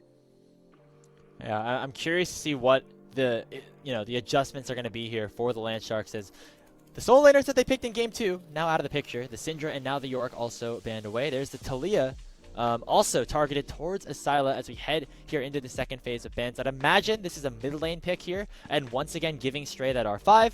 Just depends on what exactly it is going to look like. The Galio would provide a lot of secondary engage alongside that Grand Starfall, and that is what the mid laner for Ole Miss is going to select. It's another champion that kind of hates Xayah, but it's pretty good here. It helps Keel follow up on the engage. It is at least like more lockdown, which again has been the biggest problem I've had with Ole Miss's composition so far. And it's a good matchup into the Victor. Facilitates pretty much any mid jungle 2v2 really well alongside this Pantheon. So not a bad pick, I will say. Does open up Wilson for the Xin Zhao. We saw 3 games of it yesterday. It was absolutely disgusting. Has been banned, I believe. Well, it was banned in game 1. Vi was prioritized in game 2. We have the first Sejuani ban this time around as Ole Miss, which I don't understand, to be honest, when Xin Zhao is available, but ends up being the choice regardless. I think they took it away in game 1 as well, if I'm not mistaken. Maybe some sort of, I don't know, focus on that champion specifically. It's going to be the Jace here for the side of Winthrop. Denethor very comfortable on this pick. Actually, notably, I've seen Denethor on multiple occasions win this Jace versus Sion matchup that has been very highly prioritized. And so if you're thinking about that going towards Stray, maybe double think that a little bit, especially considering you might need a little bit more consistent DPS on your team. The Mbessa would also be a solid matchup, and it looks like that is what Stray is leaning to right now on this R5. Okay, this is interesting because it's another pick that's pretty good in a vacuum. It adds to the dive. Ole Miss, a composition that really wants to go forward into Mobility Xayah, once again, making the Vestayan the most important champion on the Rift. But as far as the 1v1 matchup, it's another one just like the Gnar versus Gragas, where Denethor is going to be very happy to play this one out. And I'm a little bit worried for Stray because Winthrop, when Denethor gets going, they're dominant in how they play towards the side lane. So I don't hate the pick because I think Mbessa's fine here, but the 1v1 matchup going to be a tall task. I think overall, I am a fan of Winthrop's draft. It's just really simple, easy to execute 5 versus 5. They've got broken Xin Zhao, and they've got mobility on a champion that I think he can just 1v5 the game with. I mean, if he gets ahead, we saw what, kind of everyone on Winthrop was able to do in game number 1, but a large part of it came through that bottom lane of mobility and only 35, as you mentioned. This bot lane matchup, historic rivalry between mobility and Shogo. They love to yap. They love to talk to each other. Sometimes, I'm not sure if they if it's all in good faith or if they really do hate each other. It's sometimes a little bit difficult to tell. But I know that they both That's what makes the rivalry that much better. Exactly. And when I talked to both of them, they were discussing things back and forth. When I said goodbye, the general consensus was like, hey, see you later. We'll see you in Raleigh, North Carolina for the finals, right? And so that is the expectation that they have in their minds. There doesn't even seem to be a figment of a thought that they could lose this series. And obviously one of them is going to have to, but that just shows the confidence that both of these marksmen do exude when they get on the Rift, especially against each other. No, that's why I love this matchup so much, because Mobility and Shogo are both very confident in their abilities. They're very outspoken on their team, and they have high expectations for themselves, as they absolutely should. And so what just makes this lower bracket final so fun is that they got to do it against each other, right? And I mean, that is part of what makes this rivalry so good. It's already been a competitive series. Winthrop, in my opinion, superior draft in game 3, but Ole Miss with the momentum in their favor. Just 5 more seats at the gaming center of the James B. Hunt Library over in Raleigh. Left to be filled. Maryville have the first 5. Who will have the second? Right now, both Ole Miss and Winthrop, your 2 teams that are remaining from the NECC, this super conference that had such high levels of play throughout their regular season, knotted up at 1 apiece. much like they have been in many series past. And it's going to be who breaks this game open first, Hawk, that is going to be in the way better position overall in the best of 5. And already early word going down for Ole Miss. Stray and Keel, big time redemption in game 2, and I think Keel needs to continue to be an X factor. This Pantheon, a lot of playmaking ability, and I do think, unlike the previous games comp for Ole Miss, they really do need to get ahead. They have to have a Fed Lucian and the ability to actually fight into Winthrop, because if this is just even scaling back and forth, Winthrop's comp is just so superior in the 5 versus 5. It's going to come down to Keel to get that going. Also, big responsibility on Stray to stabilize things in the top side. And, of course, in bottom lane, Shogo and Rhino. Speaking of Shogo and Rhino, already taken a big chunk of damage. That was an earlier barrier popped by Mobility, just wanting to get the extra push here, level 1 into the Lucian Nami. Try to get that level 2 first, maybe get themselves the advantage, but that's not going to happen. At least early on here. Interesting note, we see Sword having the grasp here in this range versus melee lane, so really trying to abuse the early game, chunk out Asila, and make sure he's never in a position to push and roam. Yeah, and I mean, again, talk about scaling. We look towards, like a potential Roa build for this Victor. It's going to be even more tankiness added, a lot of HP to chew through for this Ole Miss composition, which, granted, does have good single target damage towards this Victor, but I mean, champions like Ambessa, Pantheon, Galio, they really rely on bursty damage breakpoints, so without the consistent DPS, that extra HP could really pay dividends in helping buy Sword more time to do DPS. And you think 5 HP per grasp proc, right? Like, how much of a difference is that really going to make? I mean, for a series that has been so close, again, now we're at 10-10, right? Our all-time this Scholastic year between these two programs. The smallest margin could mean the absolute difference. And we've seen situations where Sword has already lived with like 5 HP. If you go back to last game, so having a little bit extra surely wouldn't hurt. And we'll see if that does end up, coming into play. Or, if maybe it doesn't, and maybe Sword wishes he had a little bit more damage in his kit as we get later on into this one. So we did talk way earlier about Winthrop playing more towards... Ooh. Wow. Maybe a preemptive flash there. I'm surprised that was issued. Yeah. Asila also got chunked really low off the Sword. So, the laning power of the Grasp of the Undying definitely is coming into play. But no kills given over just yet. Just a couple of summoner spells across both sides. Both mid laners, both, don't have that flash either. So that is another potential striking point for either jungler. Yeah, that was a very respectful flash from Shogo. I'm surprised they didn't just go barrier heal to try to trade it back, but just invest a summoner spell, made as well, ultimately. No harm, no foul, but a potential opportunity for Winthrop. As I was saying, though, Winthrop, they did have Wilson path towards the top side yet again this game. Something we talked about earlier is that they have been playing more towards Denethor in recent weeks, depending on the style of composition. We saw it last game as well with the first blood coming down in top lane. Obviously, did not net them a win, but Wilson off the redeploy. Maybe you could try to influence that lane after a second clear.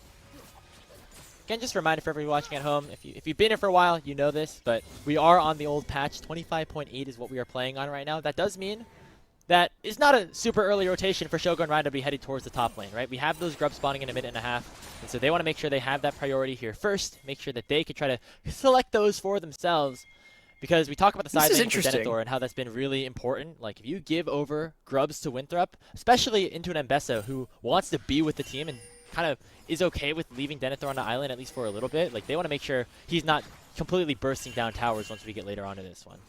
Now, Winthrop is matching the swap, but Ole Miss has not been a grubs team. They have been a dragon team through and through throughout basically their entire tenure in 2025 CLOL. So opting to swap Shogo and Rhino for the first spawn of things, not something we typically see from them. And actually, maybe they're just swapping back. Are they just trying to keep Winthrop maybe uncomfortable on the map and not allow free setup? Because we're actually seeing Keel hitting the dragon right now. This is very interesting. We're seeing a backup through from Stray. So it's just going to be Keel soloing this dragon out, and maybe... I mean, they're kind of just wobbling Winthrop around the map right now. I don't hate it. I mean, if they're the first to every single position that they want to be, and Winthrop's never going to be in the places that they want because they're always going to be the next to respond. And now this dragon's probably going to just be taken for free at the cost of maybe a wave lost on the top side. That's very worth it if you're Ole Miss. It's actually just going to be 2 minions Lost on the top side here. Astray TP's in to clean things up. Maybe potential threat of a dive towards only a level 5 Ambessa, but they would have to stay for a whole nother wave, and Ole Miss would certainly be able to counterpunch bottom. So I don't think we're going to see it. But yeah, again, it just makes the play faster because Wilson is only just now getting onto the Void Grubs. Meanwhile, Ole Miss is completely reset and redeployed ever since getting their objective. So they do have a timer on the map right here, or they will, that Winthrop does not have access to. So we'll be the Grubs kind of as that trade. But now maybe Dive Keel bottom. headed down here, going to go on to Denethor. This could be a first blood, the first one of the game, or the first one of the series, I should say, for Ole Miss, and they pick it up and it goes to none other than Shogo. And that's exactly what we talked about. Ole Miss has a timer. Winthrop was on reset, and Keel knows this. He can go for the dive, and it's all thanks to Ole Miss being earlier to the swaps and earlier to the play. Really nicely done. Fantastic dive to set this Jace behind, and Asila completely fine in mid. Yeah, only going to take a couple hundred damage, and you're very much okay with that as the Galio. Shout out to Asila, also keeping up in CS, and now looking for a bit of an aggressive trade here on a Wilson who has hit level 6. Keel, most notably, is not, so the Crescent Guard going to buy some time. A really nice bubble from Rhino, but here's the re-engage. Only 5 jumps forward the Grand Entrance. It knocks up Shogo. He will go down as mobility picks it up, and they're not done just yet. They see Rhino at 300 HP and no mana. They want it. They're feeling for it, but they won't be able to finish it off. As Victor Champion's looking pretty good, Grapes. Sword just fried everybody. So much damage coming down as Ole Miss wanted to pick onto Wilson, but Keel still only level 5. Shogo and Rhino likewise. Just didn't have the damage to burn through the level 6s in Zhao. And Winthrop, at the very least, able to get one back, but it's not going to be much other than the kill. So we sit here at the 8-minute mark of this game, Hawk. Locked up at 1-1. Locked up here in game number 3, basically even across the board. Look at the CS numbers. No more than a wave is the difference between each of our players. A couple of camps now in favor of Wilson, but overall, the fact that this game is so close, it just shows how tightly contested these teams really have been throughout the season. They see Keel on this Gromp, and he does still have the flash, but I don't think he's going to get this. Sword's on the way. Keel, you got to be very careful, my friend. He will be able to pick up the Gromp. Probably gonna flash out of here. Yep, there he goes. And is that worth it? No, but does it feel good? Hey, absolutely. I know it. I know it looks dumb, but as a jungler, I get it, Keel. I get it. Flash for Gromp. That's a moral victory right there. That's a moral victory. Non-junglers just don't understand. You'll take that if you are Keel. Because like right now, Sword, he's looking at his minimap. He's like, damn, my Gromp. Oh yeah, Wilson, you took the Gromp, right? Oh. And then it gets a little awkward, you know? Yeah. Vibes are killed. Ole Miss win the series. We're going to Raleigh. That's it. Flash for Gromp. Yeah, I love this butterfly effect. Yeah. Oh, that's good. Grapes, you might just be a jungler yet. I dabble. I dabble in the art of the jungle every once in a while. But not very good at it. Probably because I do go for those trades. Speaking of, here goes a gank here for Keel. Not going for the Gromp, but this time going for the Jace. But misses out on the Comet Spear, and now Keel might overchase a little bit, running underneath the tower. And Wilson is here, and there's no minions to save Keel's life, and overextension results in Denethor getting on the board. All right, I take it back. That flash was the worst thing I've ever seen because Keel really wanted it. Couldn't get in range on the Jace. The Jace under tower, you can't do that. Ends up being a pretty free kill, and Denethor, of all people, picks it up on this very well-scaling Jace. I feel like I'm downplaying it a little bit. That was a pretty big mistake.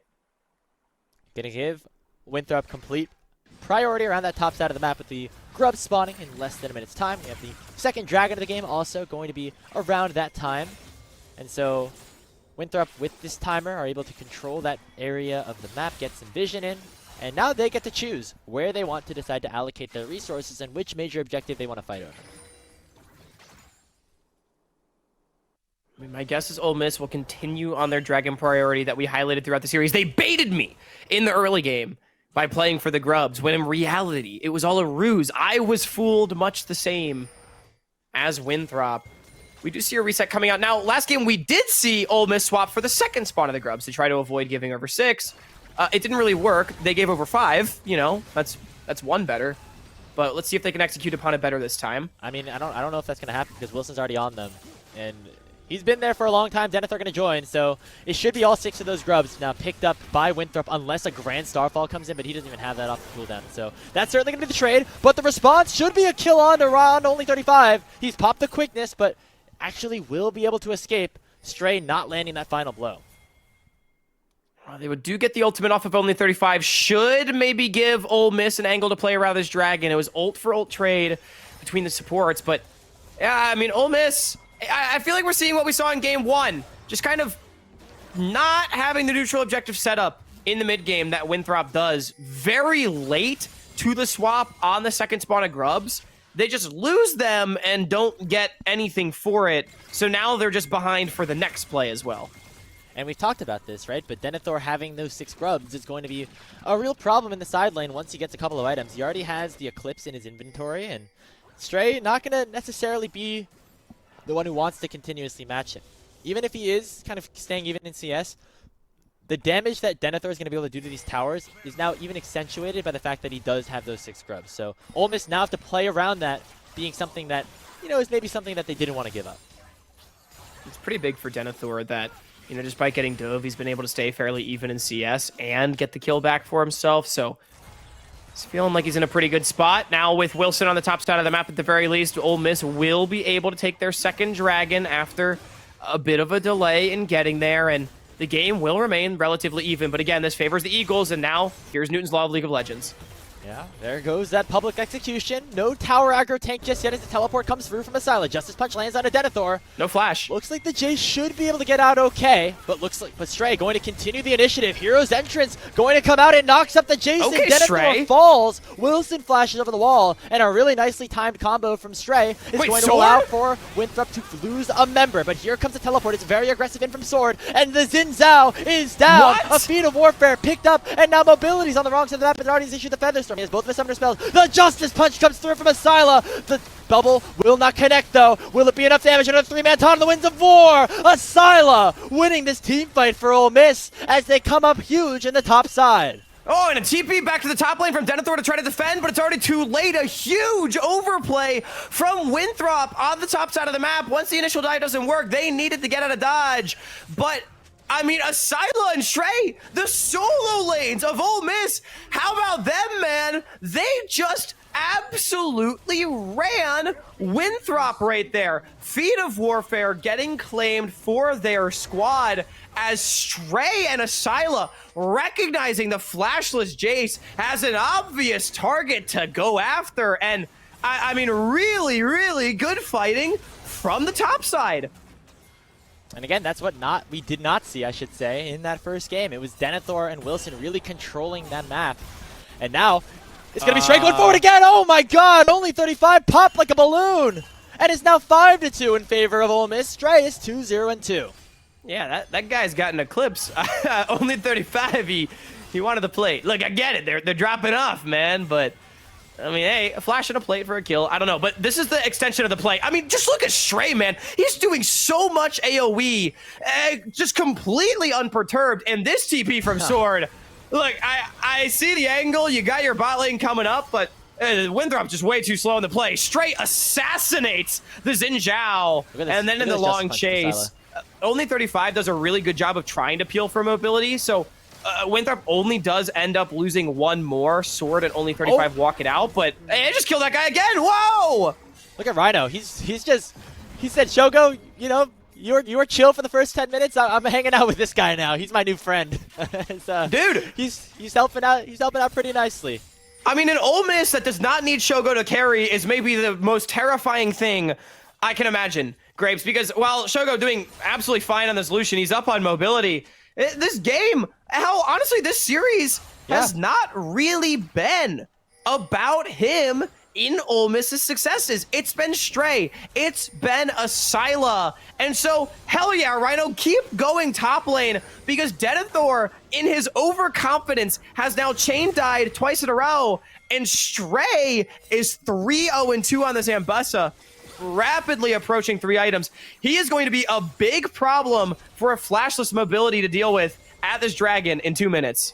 Hey, it's a big difference in what we've seen from Ole Miss basically all year. Basically, ever since Shogo joined the roster at the end of the 2023 season, going into 2024, it's always been the Shogo show, right? And this is a big adjustment here for the side of Ole Miss. And, you know, if you ask Shogo how he would like it if the rest of his team was able to perform the way that they're doing, even if it means he's not the main target, he would absolutely take it. As now Sora's going to be the target again. Keel will go down to the tower, and now there's no more minions. That tower's heating up, and Winthrop are here to respond. Charm lands, but here's the hero's entrance. They're able to take down one. No! Only 35 is down. How the hell did Stray not die? Oh my god, I thought it was a disaster on the bottom side. I thought Ole Miss had thrown it all away. But Stray stays alive, and they only lose Keel. It ends up being a 1-for-2 tower taken. Denethor does equalize on the top side, though, and with Herald going down, a fairly even play across the board with a hell of a lot invested by the Land Sharks.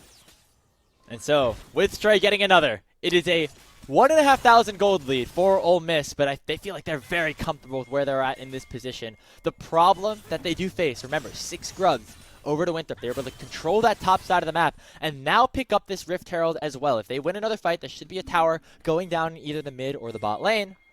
But if you're Ole Miss, you just got to make sure you win and you don't lose those fights, and that'll never happen. Hey guys, win fights, win games. That's Coach Grapes right there coming through clutch for you. Just don't let Dragon it happen. in 15 though. This is going to be a hella important fight. I cannot believe I just said the word hella on broadcast. Sword. That was like no the most flash. awkward. You sounded like you sounded like a 35-year-old there, bro. I really let's just pretend that didn't happen for the sake of everybody. But Sword, no flash, a really obvious target to go after. Stray has his ultimate. Keel in hella trouble right now as he gets tracked down on by Denethor. Stray gonna get knocked up, but only 35. That's Great wave. Ulted to his doom. Rhino picks up the kill, Keel! and now Ole Miss are looking for more. Keel is straight to the back line and assassinates mobility with the help of Shogo. Rhino, flashing aggressively, will find the Aqua Prison, and Denethor goes down as Silas on a killing spree, and Ole Miss find another 3. Yeah, and they're going to be able to push in mid. That's going to be third dragon to their name and a mid lane tier 1. That fight was only winning, by the way, because Stray is as fed as he is. A less fed Ambessa dies there. But Stray stays alive long enough to buy time, and Keel finds mobility in the back line. Ole Miss opening up their advantage. Oh boy, we are in for a doozy after what a dominant performance Winthrop put up in game number 1, Hawk. We were saying it after that one ended in the green room. Hey, I'm a little bit worried about how the rest of the series is going to play out. We thought this was going to be so close. We thought Ole Miss might, after that game, be a little tilted, but it looks like they've bounced back really nicely, and it's with their top side. The players that we said needed to step up that have been doing the work so far, and another fight has begun. Only 35 lands the grand entrance on the 2, but Shogo is still half HP. He's still very much alive, but Rhino is not. It's a shutdown going away from the Denethor. Hero's entrance comes out. It's going to peel Winthrop away for now. And they will only lose one man, our Ole Miss. Rhino the only casualty, as the mid lane Rift Herald will be summoned. Everyone is low here for Winthrop. They need to be careful. Stray on the flank. Still has that ultimate. It's coming off of cooldown very soon. Taunt going to land onto Wilson, albeit just a little bit. You can see how much the Void Mites are able to do with those 6 grubs in the hands of the Golden Eagles, but it's not enough to allow that tier 1 to break. So Winthrop back away. Yeah, Ole Miss hanging onto their tower, pretty critical. Just, how many times do I have to say it? League of Legends is a turn-based game, y'all. Miss, you took your turn to win the fight and do the dragon. Why are we diving mid-tier 1 after the fact? They only end up losing Rhino, though, and Herald for nothing, really, other than damage on the tower.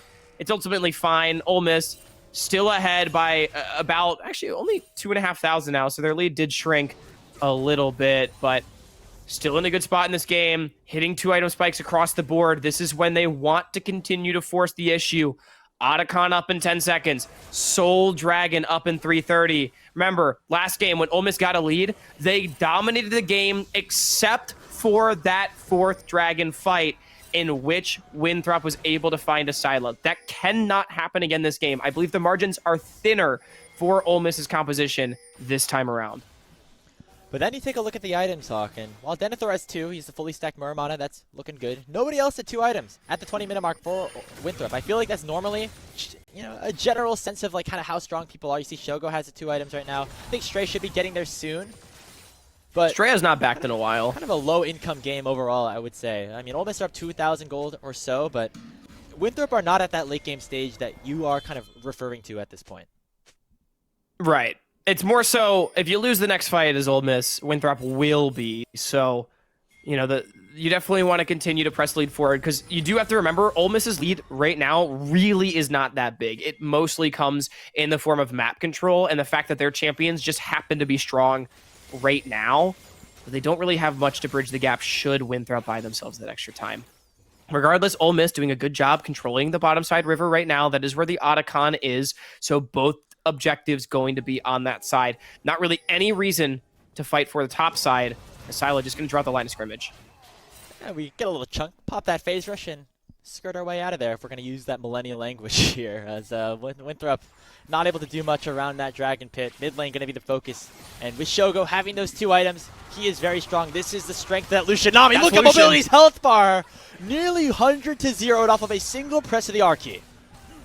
Yeah, I mean, good stuff from Shogo. I don't even want to say well played, because, like, he pressed R, but that was the right idea. Ole Miss, get full control into Winthrop's jungle, know where the claps could come from, and then with that added safety, step forward and force Winthrop away. They pick up a very important objective, being this mid lane tier 1, to consolidate their control over the map. And now Spear of Shojin picked up for Stray. He'll have that at the next fight. Gonna go to the top side. He has the TP. If he wants to make a play for the Otacon, which is now available and is on the bot side, it'll be the Ruinous one, which means that those Blood Roses will be intact as we run ourselves into a bit of a pause. As soon as we figure out what exactly is going on, we will make sure to let you all know. But what a point that has, you know, turned into here in this game, where Ole Miss suddenly have control, and if things go their way the rest of this series, or the rest of this game, I should say, he'll be looking at match point, just 1 win away from Raleigh. We have gotten word that it's the player headset issue into a bio break true combo right now. We don't know who it is, but unusual. I'm sure. Yeah, that's some new tech that I haven't heard of. Like, I'm not gonna lie. I get it, man. I get it. Like it's a tense game 3. Sometimes when you gotta go. Tension's high. You just need to like maybe have one less thing to think about. But this is an interesting game, because I really do think the next team fight is going to be the one that decides the game. Like I said, I think if Winthrop is able to win the 4th dragon fight like they did last game, it's a harder game for Ole Miss to re-control from that point, just given the nature of the 2 compositions. And not only that, but you know, I think the lead is just in and of itself not as big this time around. So a little bit more on a knife's edge. I mean, it is 3,000, but I get what you're saying, Hawk. I mean, it was like 5K. It was like 5K last game. Yeah, and that's true. And also, again, it was that one fight, and it did look like for a second that Winthrop were going to maybe turn that game around, and we'd be looking at a more dire situation here for the Land Sharks. But, you know, we're talking about all these ifs. It's got to turn into actual moments coming through in this game. We got the dragon spawning at 35, last resets, last call for the Soul Laners. As they make their way down to the mid lane here for the Land Sharks, they should get priority around the pit first, as the teleport does come in from Sword to join the team early. Grapes, I'm sorry, you can't say last call in front of me. I know this is a millennial language, but now you're just going to make me think about work, and we don't want to do that here, man. Come on, don't do that to me. Me and Cubby have been doing like the hot soup coming through, dinner bell on LPL for whenever Cyan presses are. So hopefully that doesn't hurt you as well. We don't have Cyan in this game right now, but that's fine. We don't have the dinner bell. Although, actually, I say that anytime food's ready, they do ring a bell, and I swear I hear it in my sleep. As right now, we'll see if Winthrop hears a Syla in their sleep as Stray's in. Yeah, nice chunk on only 35. That extended battle dance range onto mobility. Definitely helping him out a little bit. As here comes the culling and the full engage in tow for Ole Miss. Taunt lands on a 2. Public execution whiffs from Stray, and that could be big danger. Stray is going to fall, but a huge hero's entrance comes through from Asyla, and it takes Denethor down. Wilson healing up, but he's not going to last for much longer. Look at Asyla in the backline. Another 4-man taunt will find the fight for the Land Sharks, as the mid laner for Ole Miss is stepping up in the moment that matters most. Asyla is having the best series I have maybe ever seen from this young player. A game and a half away from his first championship LAN. He is stepping up 4-0-7 on the Galio, as this is just an absolute heater of a game from him, just leading the charge into the team fight. 4 for 1 with Stray dropping. It don't even matter. That's Mountain Soul and the Otacon to be claimed. Ole Miss, we said they couldn't fumble this fight, and boy, have they delivered. It looked a little rough at the start there, Hawk, with Stray going down after he really hard carried a large portion of the team fights leading up to this moment. But again, Asila on the Galio. He really thrives on these playmakers, and, you know, when Ole Miss made the decision to bring in this young mid laner, these were the moments that they were hoping he would come through on. Yeah, I mean, the setup's just too good. Even though Stray doesn't get in, Asila buys so much space. Shogo does a lot of damage initially, and even though in this moment I had an oh shoot, is Xin Zhao the most broken champion ever with the Crescent Guard moment, it didn't matter. Asila just way too tanky. I mean, just look at him, man. He is just running through Win throughout this entire fight. Shogo's the one that's able to clean up the kills on the backside, and it's just beautiful from them. He's a scary, scary man in the mid lane. And now Keel could be in some trouble. He face checks the bush, pops the Aegis, going to stay alive for now, but is still taking a beating by the Golden Eagles, but he does not fall. Keel will live, and Stray out of the back line has found mobility the Zaya near 1 HP. He will finally go down though. It's a 1-for-1 overall, but here comes a re-engage. Keel's here to party, baby, and Ole Miss are hunting for match point. Sword is down, Asila's unstoppable, and only 35's got to run away. Oh, Sila barely able to not hit the winds of war onto mobility, but that's going to be a Baron going the way of the University of Mississippi as Keel simply throws himself into the team, understanding that the band of brothers behind him will follow. I thought he was dead about 15 separate times in that little engage. He had no flash. He was stuck behind a wall. The rest of his team was so far away. But it came up like at the right moment. It was the tick, the burn from the double Leandri's Blackfire of Sword was right when Asila ulted him. He was probably mashing his Archie, and he saved Keel's life. And there's the Baron, and there's a 6,500 gold lead, the largest one that we've seen from Ole Miss, at least at this portion of the game. Remember, it was that mid-game portion. It was about 5K. Now they have a Baron. They have the full Mountain Soul. They are looking dominant here in this third game. And what a turnaround it has been Sila! from the top side. And they're looking for more. Sila going to teleport in for an aggressive flank. Mobility, no flash. Alone at this point. Does Mobility even know he's here? Not just yet. He's at half HP. He gets knocked up. There's no Feather Storm on the Zaya, but he will be able to survive. Half HP goes Asila. Stray dashing forward. He's looking for that public execution potentially, but will opt not to use it. Instead, just forcing Mobility back to base and allowing for Ole Miss to generate priority mid. Stray did not quite have the ultimate, but he goes! He goes into the bush, face checking it. He might have bet his doom though. A stun lands, and the Death Brush will prove fruitful as Wilson will pick up the kill. Oh no, so Stray did not have the ultimate on the initial play. So then he goes deep to try to secure the kills after the fact, but Denethor is pushing on top lane, by the way, with 6 Krubs, and Stray ends up just giving over his life. This is going to delay the Baron push so much from Ole Miss. It's not a game-losing mistake, but one they would have liked to avoid. They're still at the Baron, though, for the next minute and a half, and they'll be able to take down this bot lane tier 2. However, with Stray down and with Denethor pushing top lane, and Keel being forced to match, there's no attempt to go towards an inhibitor. That would have been the game-breaking moment for Ole Miss, but instead, we still hang the balance in game number 3. But Graves, look at the farm. Stray and Asila falling behind quite substantially over their counterparts. Ole Miss doesn't play side lanes. It's all about group up and team fight. In Winthrop, they've been able to slowly close the gold gap. Big picks like that, delaying the Baron push, are so important when Ole Miss plays as fast and as loose and as on the knife's edge as they do. Oftentimes just relying on outplaying to be able to take wins instead of clean setups, and it means that this game is far from over. Winthrop, nearly 3 items on their 2 big carries. They are getting there. Sword and Mobility just need a little bit more gold, a little bit more time, and you do just have to wonder, Ole Miss, they have a big lead, but is it enough? Clock is a-ticking. I will say the Mountain Soul helps them a little bit. However, we do see Denethor with that Serpent's Fang to try to break through some of the shielding. Bit of creative itemization from him. And Mobility and Sword are getting close to those third items, and the scaling that we talked about at the start of the game going to be close to coming into fruition.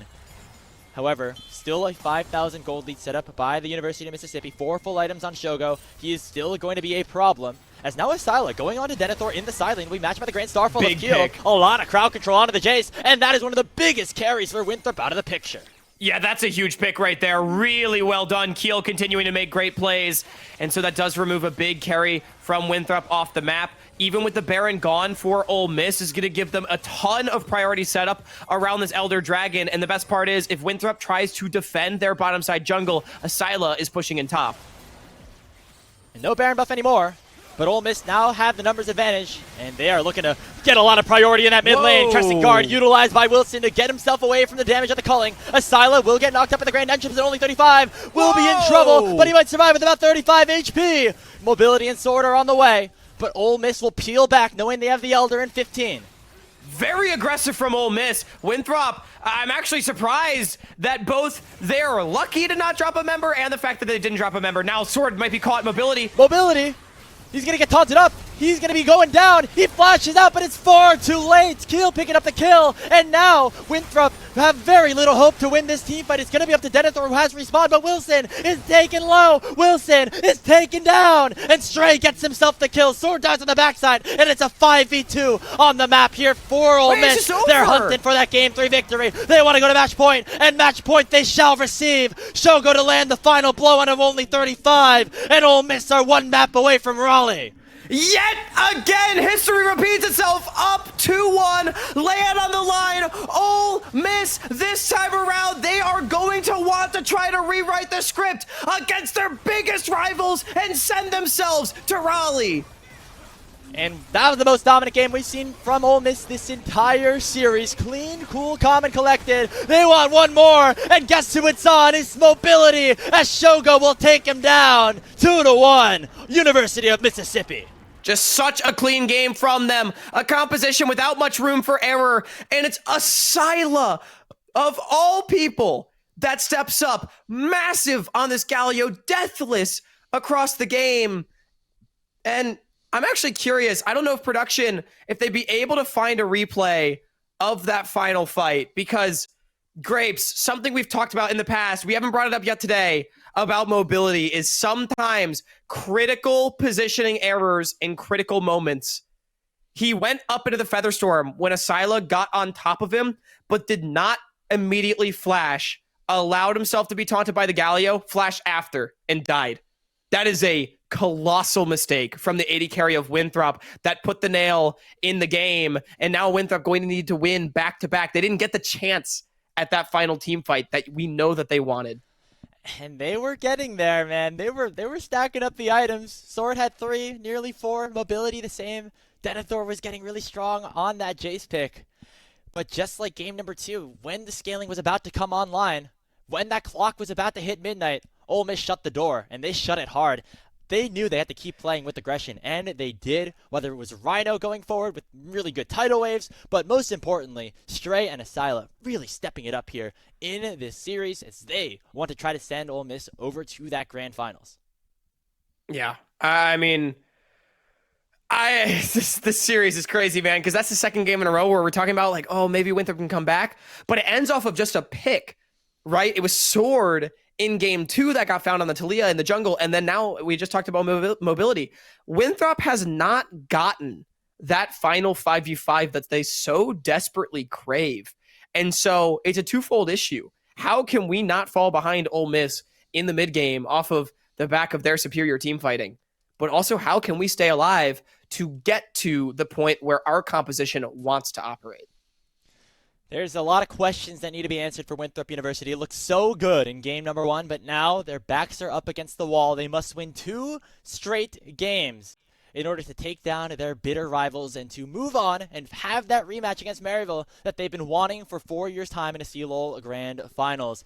Will they be able to play the Silver Scrapes, or will Ole Miss end it right here? We'll find out once we come back from coverage of the 2025 CLOL National Championship.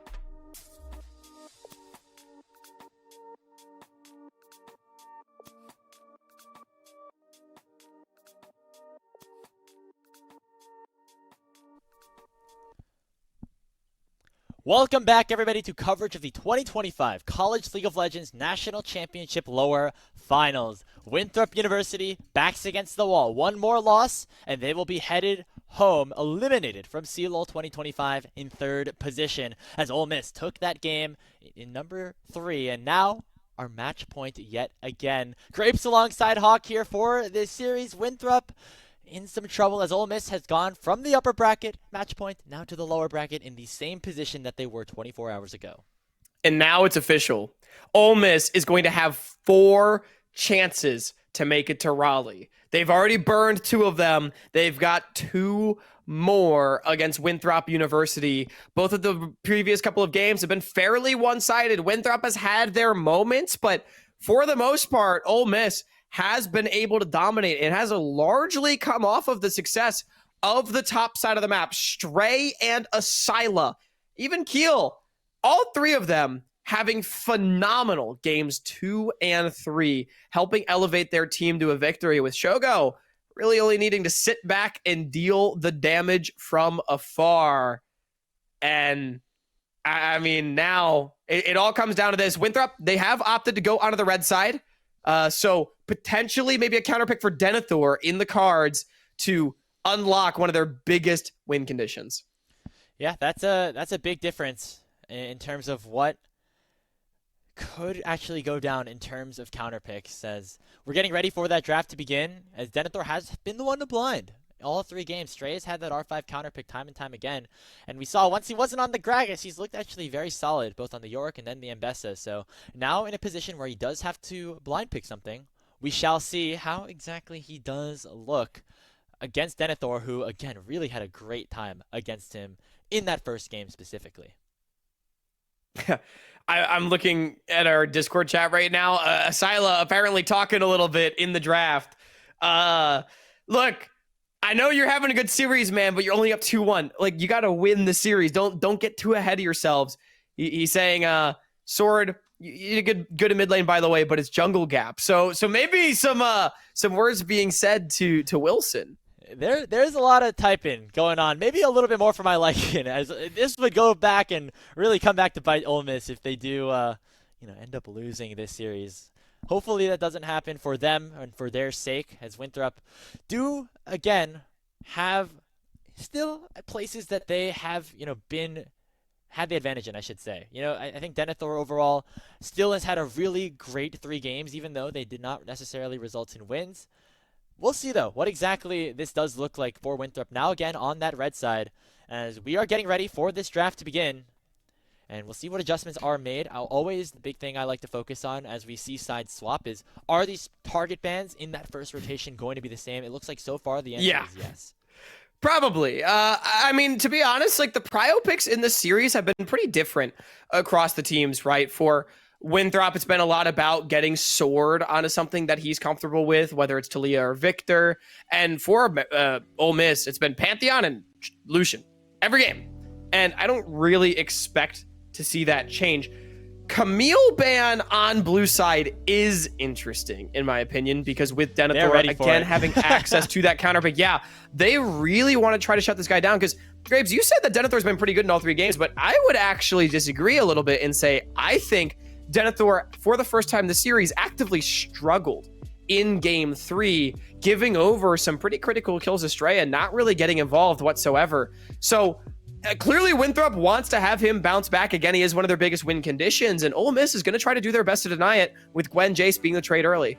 Yeah, so the Pantheon being the difference. That was banned away from Keel on the red side by Winthrop, so they let that Gwen go through, and Stray, gonna be no stranger to that. He's been very good on this champion throughout his time in 2025, as Gwen has been just an OP champ kind of throughout the entire season. But there's the Sejuani that also is banned away by Ole Miss for the majority of this series. This time Wilson going to be the one to select it. I think somewhat of a denial from Keel. I will say Sejuani Jace, not the most inspiring lock-in early on. We have seen some melee mids from Sword. I think about the Zed that we've seen him pull out a couple of times against Dark Zero Light, for example. I will say Sword, not much of a Yone enjoyer from my recollection, so I'm not actually sure what the option will be to potentially pair a melee champion alongside the Sejuani. It might just not be one, as we get a Rise. So interestingly, the Sejuani gets picked up with only a half of a range of a melee solo laner here for Winthrop, and we'll see if that synergy comes back to bite them. Obviously, Sejuani, just in general, a strong champion, can provide a lot of frontline, has a lot of CC in her kit, but Wilson is going to have maybe a bit of a more difficult road to navigate as we head into that second phase of bans. Keel still needing to be locked in a champion here, whereas on the other side, for Ole Miss, Asila still also doesn't have a mid laner selected. But it is going to be a counter pick, which is important. Winthrop, though, properly identifying that, again, bottom lane priority is going to be big. I need to see them lock something in. I think the Zyra Khan is still fine, even if it did not work out as well last game. Some crafty swapping in the early game from Ole Miss helped Shogo pick up a couple extra waves and a kill onto Denethor early on last game, but I will just be completely straight with you, Grapes. I think Ole Miss's draft so far is shaping up really nicely. You've got amazing Gwen scaling already, and the Comfort Lucian Nami for Shogo and Rhino that Winthrop has not really proven that they can actively beat. And so now just get a facilitator for Asila and Keel, and you're very happy this game. I mean, Winthrop just did not ban Galio again. Like, is there any reason for Asila not to just play that champion one more time? I mean, something like Vi Galio would be great here for Ole Miss if they want to just lock down that mid jungle 2v2, have themselves Or like Wukong Galio. a lot of lockdown, yeah, and it's a decent amount of damage as well. We saw what Asila was able to do on that champion in game number 1, or game number 3, I should say. Kalista taken away. That means a Zyricon potentially on the table here, but now the question is, after losing on it in game 3, is Winthrop willing to go right back to it? I'm really curious what Winthrop's going to pick. I don't know what else Mobility would go to. I don't like the Zeri Lulu. Like, we've seen, like, Jinx Aphelios from Mobility over the years. Varus has been deprioritized in this series. Okay, we get the Rakan first. I'm okay with this. It allows Mobility to see more of the composition before he decides what he wants to go for. And for only 35, we get one of the better laning tank engage supports. So it fills that niche of needing engage and frontline, but it has the ability to fight back. And you called the Vi Galio, Grapes. Pretty good shout. I've been watching a lot of LPL. The drafts kind of just flow through my head at this point. Zaya's going to be followed up here. It is good to pick this one into that Vi specifically. You'll be able to get out of that cease and desist with the Featherstorm and force Keel to maybe go for some other priority targets. Overall, I still do like that composition from Ole Miss, Hawk, as you were saying. However, the side laning from Winthrop is very good. Mobility will have solid enough wave clear to be able to make sure that the 5-man push from Ole Miss can maybe be stopped a little bit, and then if Denethor and Sword can get off and running in these side lanes, that can be the difference maker here. So I expect Winthrop to prioritize Grubs early on, trying to make sure they get that lane push, whereas for Ole Miss, I think as we have kind of seen them do for the duration of the series, they'll be happy to try to stack up Drakes and fight for a soul. And that's the big thing, stacking up Drakes. They've been able to do so really effectively in the previous 2 games. They did not do it in game 1. Winthrop needs to replicate that success and goad Ole Miss into bad early fights, because that's how they were able to find their 1 win in the series. I will say, with the Vi pick, as opposed to something more team fight oriented like the Wukong that I called out, it's still a very early to mid-game focus comp. They do have the scaling insurance of the Gwen, but Ole Miss does need to get ahead, and they need to be able to find good mid-game fights. Winthrop, they still hold the scaling advantage. They still have the much better late-game team fight composition. A lot of beefiness, a lot of damage on their side later on. They just need to be able to get to it, and they need to not get picked before the fights can start. Ole Miss just 1 game away from punching their ticket. As you mentioned, Hawk, they will have up to 4 opportunities to clinch a ticket to the CLOL Grand Finals. This is already the highest position that Ole Miss has ever been in terms of a CLOL National Championship, the highest that all the players on their team have ever been, with the exception, of course, of Shogo, who has won 2 championships. And you know that third is on the back of his mind when you get to talk to him, when you see the cards that are flying between our breaks.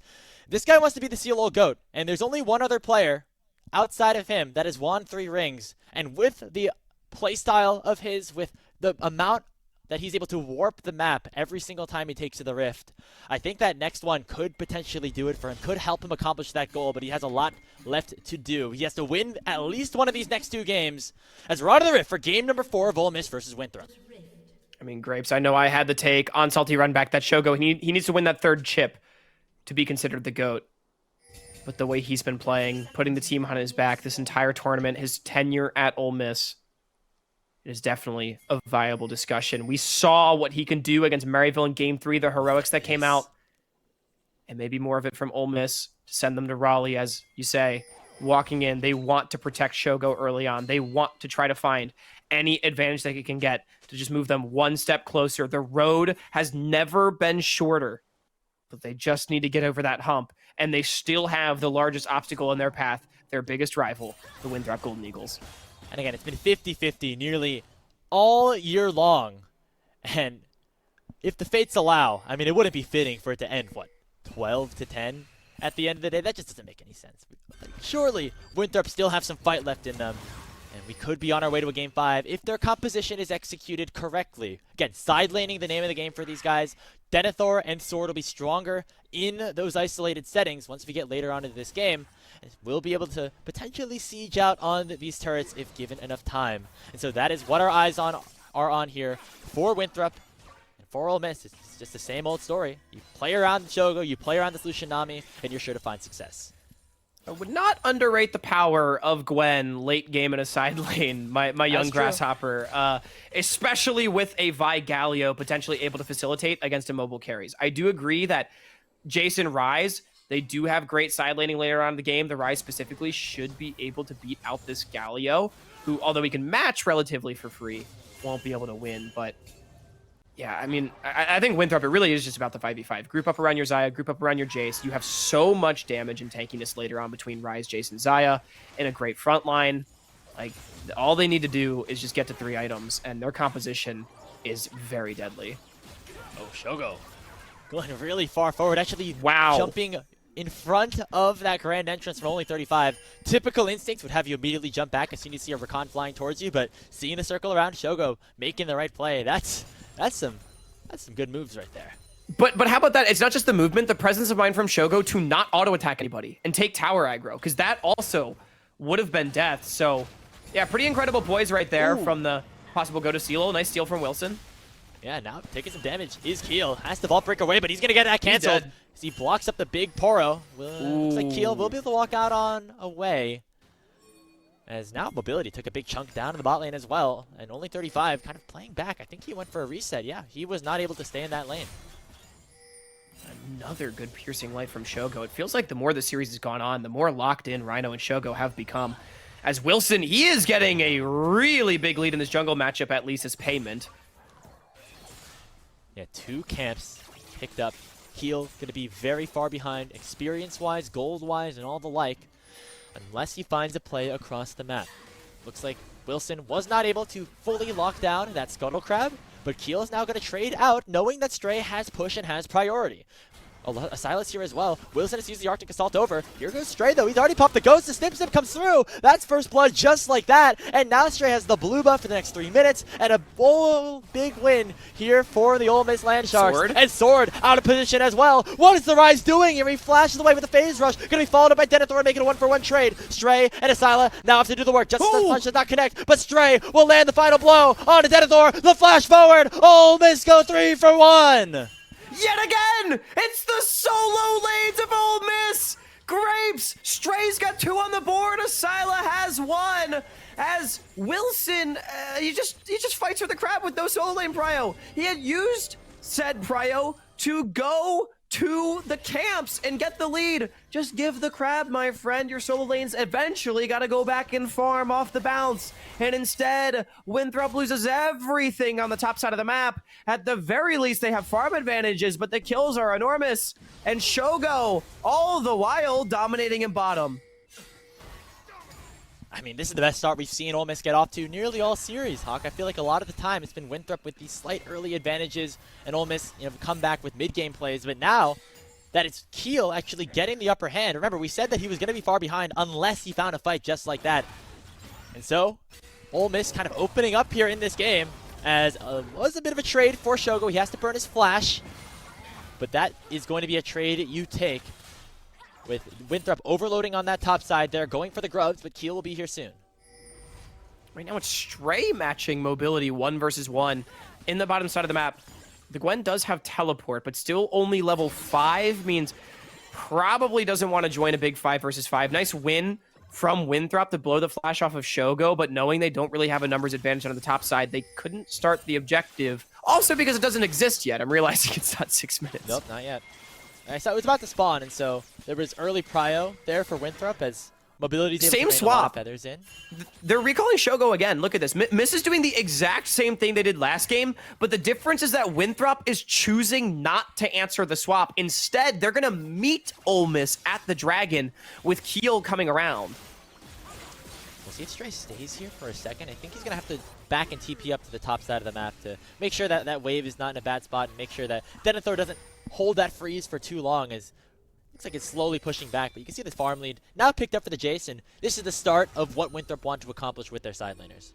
Yeah, I mean, Ole Miss is really sacking Stray here on these rotations, and not only that, Shogo and Rhino were late getting back to base because of that big trade Denethor took. It meant that they had to push an extra wave, so honestly, not as fruitful of a swap.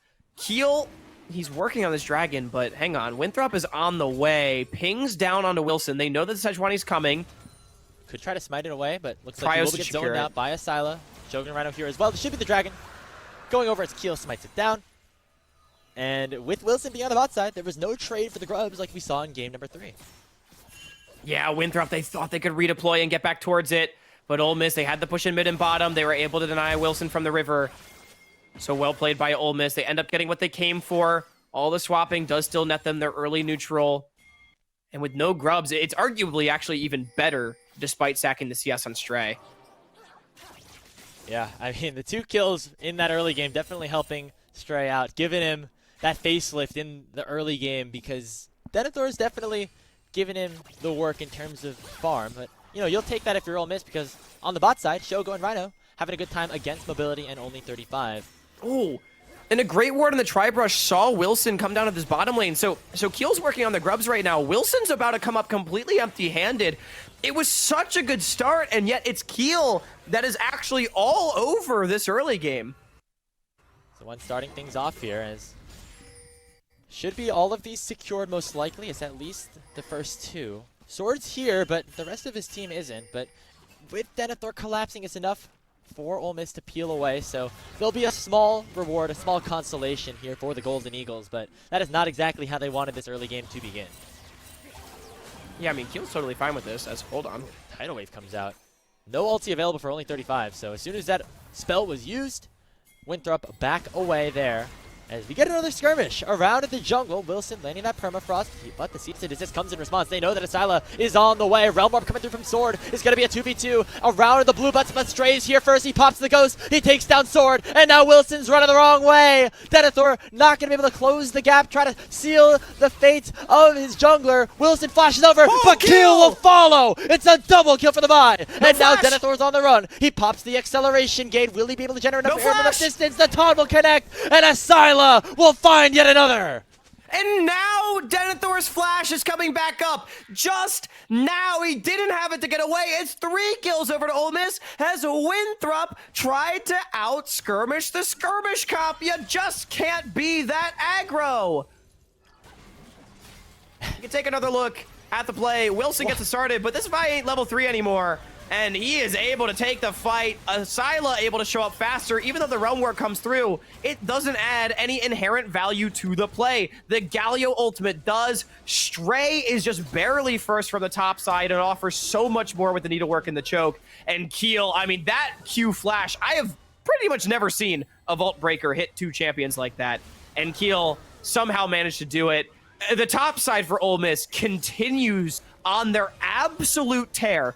2 kills for each of them, and all Shogo has to do is be up 8 CS and smile. He's so far ahead in CS though. He is choking right now because the rest of his team is doing the dirty work for him. And man, must feel good if you're Shogo, right? I mean, dude, I have never seen him get to be a passenger like this in his entire career. He's been the 1A of basically every team he's been on. Maybe on some of those USC rosters, you had Robbie Bob pop off a couple of times. Dardoch had some good games when he was on the team. But especially when joining Ole Miss, if Shogo was 0-0-0, like at this point in the game, maybe something wasn't going completely right for Ole Miss. Especially though, you look at the 6-1. The fact that Shogo has 0 kill participation, and it's going so well for Ole Miss. That is a great sign. That is maybe a dangerous sign if they can make it to the grand finals. But as I say, that Stray could be in a bit of danger. The grass proc not enough to save his life as a shutdown goes the way of Denethor in the 1v2. Stray goes aggressive. He felt safe because Rhino was starting to set up vision on the top side. Keel was walking his way up, but just goes a little too early. That's a big pickup for the Jays, who is up 30 CS despite the way the fights have gone. He's going to be strong. That's the thing. The scaling for Winthrop still is here, specifically in those solo laners, but if they keep dropping kills left and right like this, if they keep skirmishing before they get to that power point, maybe they could be not able to get to that stage. However, Rhino getting threatened here, but a really nice Aqua Prism. Wow. Make sure that engage does not continue, and the culling comes out from Shogo, and Ole Miss looking to continue the play. Whoa! Stray teleports in, but Asilo will as well. He'll have the hero's entrance as soon as he arrives, but not going to use it just yet. Mobility has both Summoner Spells and the Feather Storm, should be able to get out of this one. But Ole Miss forcing a ton. Keel still hungry. Keel still searching, but will not continue the chase. Ole Miss is giving up quite a bit for this. Double TB invested for no kills. They're going to get Stray. Or Here's entrance comes out. Knockup lands on a Wilson. Justice Punch as well. The two-man taunt is inevitable, but is there enough damage to take Wilson down? The Sejuani is tanky, but maybe not tanky enough. But Stray has to go away because he's going to drop to Denethor, who picks up his second kill of the game. Denethor going to have to be a big difference maker here for Winthrop, but he's off to a great start in this game 4. And Miss is losing the plot quite a bit right now. Winthrop, despite being down, double the kills. They're actually up in gold. Sword is free pushing while all of this is going on, as Ole Miss, so much time, so much investment to not only come away with nothing, but lose their top laner, Keel now. He's in trouble, has to use that cease and desist, but will not be able to find the kill in the 1v2. And Ole Miss have just lost 3 kills in a row. This might be the worst caster curse we've ever had, Hawk, in game number 4. Such a critical moment. It looked like Ole Miss was on pace to run away with this one, but Winthrop now reclaiming that gold lead. Yeah, I mean, they just completely lost the thread. They're way over forcing. They're down now 1,000 gold after it should have been their lead. And Winthrop's going to have first move around this dragon to deny the soul stacking. I mean, that is a catastrophic string of events for the Land Sharks and for Winthrop University, getting them a hell of a lot closer to forcing a potential game 5. Smite secured. That is the dragon picked up by Winthrop, but it looks like Asila and Stray still want to fight. Stray pops the needlework actually for that play, but the escape is just too good here for the Golden Eagles as they even up that dragon count and equalize the game state. And remember, Winthrop, the ones with the scaling composition, it just is so important for them to be able to fight back like this. They hadn't really shown that they can compete with Ole Miss in the mid game for the past couple of maps, but now they've started to do so. And now we have to start to ask the questions, right? Is Shogo strong enough to put the team on his back? Because everybody else has started to just fall that little bit behind. The CS advantage for Denethor is starting to look a lot more problematic than it did just a short while ago. While Asila is strong, this is a tank Galio. He's not really a carry. Not going for the AP-oriented build like he did in game number 3. Does mean he's able to soak up a lot of damage, but the Permafrost does come on top of Asila. He has to flash away. Tidal Wave issued, finding only 35. The Realm Orb comes out from Sword. It's enough to potentially finish off the Galio, but the taunt lands on a 3. Asila is buying a lot of time, but he will finally get shut down by Wilson. Shogo dashing away from Denethor as the Jace collapsed upon him, but he still will not go down, still not participate in a kill as Winthrop head back towards that set of grubs. It's another good fight from Winthrop. Sword had the teleport and Stray did not. It does at least mean this Gwen will be able to collect some waves, but Winthrop, they get another kill. They're going to be able to get their objective, and they're going to be able to continue finding a lead. Oh man, Hawk, I'm smelling it. I'm sniffing it. I can feel it. I can hear the snare You can hear the drums in the distance. Oh man, we're not there just yet. The battery of the USC marching band. Not there it's in our ears. However, better look than we were about 10 minutes ago, right? Ole Miss looked like they were in a position to potentially close this out in 4. But instead, Winthrop have come back, and still anybody's game at this point. Let's not get that wrong. However, when you look at where the gold is allocated right now for Winthrop University, a lot of it on Denethor. 2-2-2. Has died a couple of times, but has picked up a ton of CS. Should be able to get that Muramana relatively quickly. So sooner rather than later, this Jace's going to be a problem in the side lane.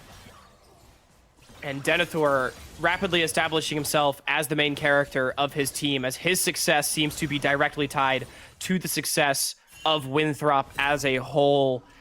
Not only is he 2-2-2, but he's got all that CS. He's gotten a lot of plates sunk into him. Some of those kills are shutdowns as well, and he's on a champion that can really push out damage later on. I said that game 3 was the first one where I thought he outright struggled. Ole Miss needs to put a target on his back. Keel, they've got him. There's no way out. Cease and desist, culling. Yeah, you throw the whole garage sale at him, and he still goes down. Shut down, going the way of this Gwen, as Stray gets a much-needed kill down bottom. Now the response for Winthrop is in the mid lane. They're going to try to chunk out this tier 1 turret, most likely just attempting to finish it off. because Asila is very tanky here on the Galio. First tower secured here by the Golden Eagles. Do not have that feats of warfare, or feats of strength I should say, up just yet. It's going to be up to who secures the next couple of Drakes. See who has those upgraded boots. Yeah, no one really that close. It's only 1-1 on neutral objective because neither team got a full pot of grubs. It was 2-1 in each of them. And it's 2 towers for 1, but the shutdown going over to Stray. More gold to this Gwen is pretty big, who is approaching. 3 items. Winthrop, though, the Herald on the backside of things does make it, I think, still an Eagles favored rotation across the board. Yeah, you see the Goldie slowly sliding down. Like oh, do they want to regank on a Denethor? He's still got no flash, and Keel stayed. They just TP'd Asila bottom. I don't think that Winthrop knows that that TP happened either. So Asila is about to greet. I don't welcome Denethor in his own lane. What are you doing here? Not welcome in my house. He's on the run, pops the Yomu's, Justice Punch, and the Winds of War should do it. Yeah, that was really creative from Ole Miss. Winthrop just didn't see the TP because Asila, I mean, it was a pretty, like, normal TP into the bottom lane river where they had control, right? But Keel, just a good overstay, and there's not really a response from Winthrop off of reset. Still, with time invested by the Land Sharks and Keel needing to take a base, Winthrop, rather, is at least able to get river control ahead of this dragon. Man, I've played these games, like, not on the Jace specifically, but as like a top laner, as Denethor, and it feels so rough because you see how far ahead you are in CS, and you got 2 items compared to their 1.5, and somehow you, like, it seems like the world's out to get you at this point. But Ole Miss know that he's really their biggest win condition right now, so it makes sense to continue to target him. Just definitely feels bad for this Jace, who's been able to generate a nice lead for himself, despite things kind of going awry around him on the map. I think the important thing, though, is that no one on Winthrop is really strong yet. Mobility just on a Yuntals. You got Sword stacking a Roa, and Denethor still stacking a Muramana. So Rhino gets knocked up, and the fight around this dragon has begun. Aqua Prison lands on a mobility, but he's not afraid just yet, as he'll get out without burning anything.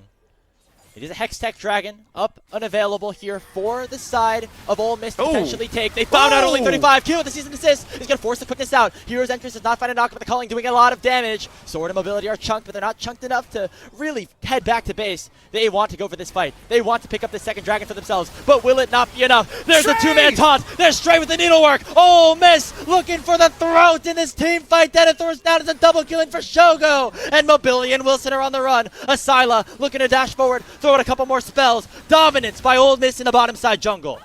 And Winthrop, they just cannot resist the sweet whispers goading them into a fight with their biggest rival, as they could have just walked away after only 35 got chunked, but they still try to enter the river, and Stray and Asila yet again continue to find great angles in these team fights. It's Shogo with a double, and it's Ole Miss back out on top.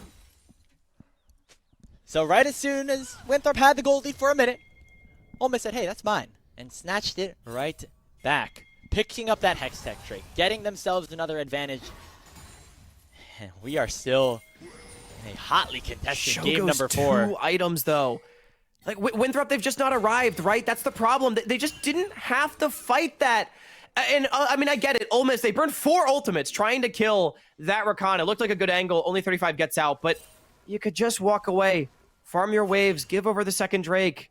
Instead, they choose to walk in, and I mean, it's definitely a problem we see with a lot of CLOL teams, a lot of NACL teams as well, is just sunk cost fallacy.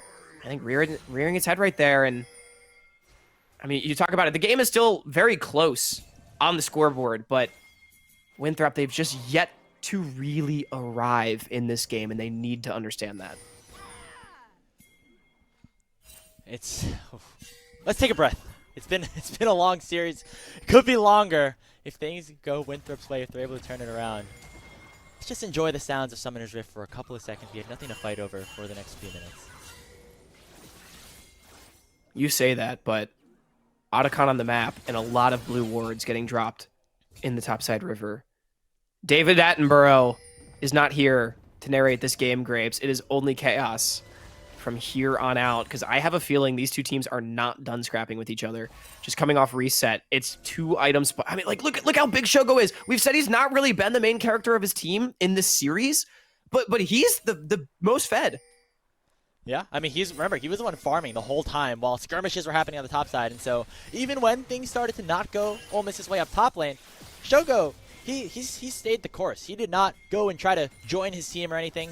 He's been picking up those CS. He's 10, 11 per minute at this point. But that means if he gets hit up by this stun from Wilson, he could be in trouble. Two-man knockup comes through, but the heroes are just going to buy some time. Cease and desist sends Kill forward, and a 4-man taunt from Asila. Stray going forward the needlework. They're looking for another one. It's a double kill in for Shogo. He was targeted first, but now the Lucian might have come alive. He gets shut down by Sword on the back end with the overload, though. Sword finding a double kill. Sword trying to save the fight for Winthrop. He finally will go down to Stray as the Gwen is still full HP. Only 35 with the grand exit. Denethor on the run. He flashes on out, but Stray's still hunting. He still wants more, but that is all they shall receive. A 3-for-2 overall.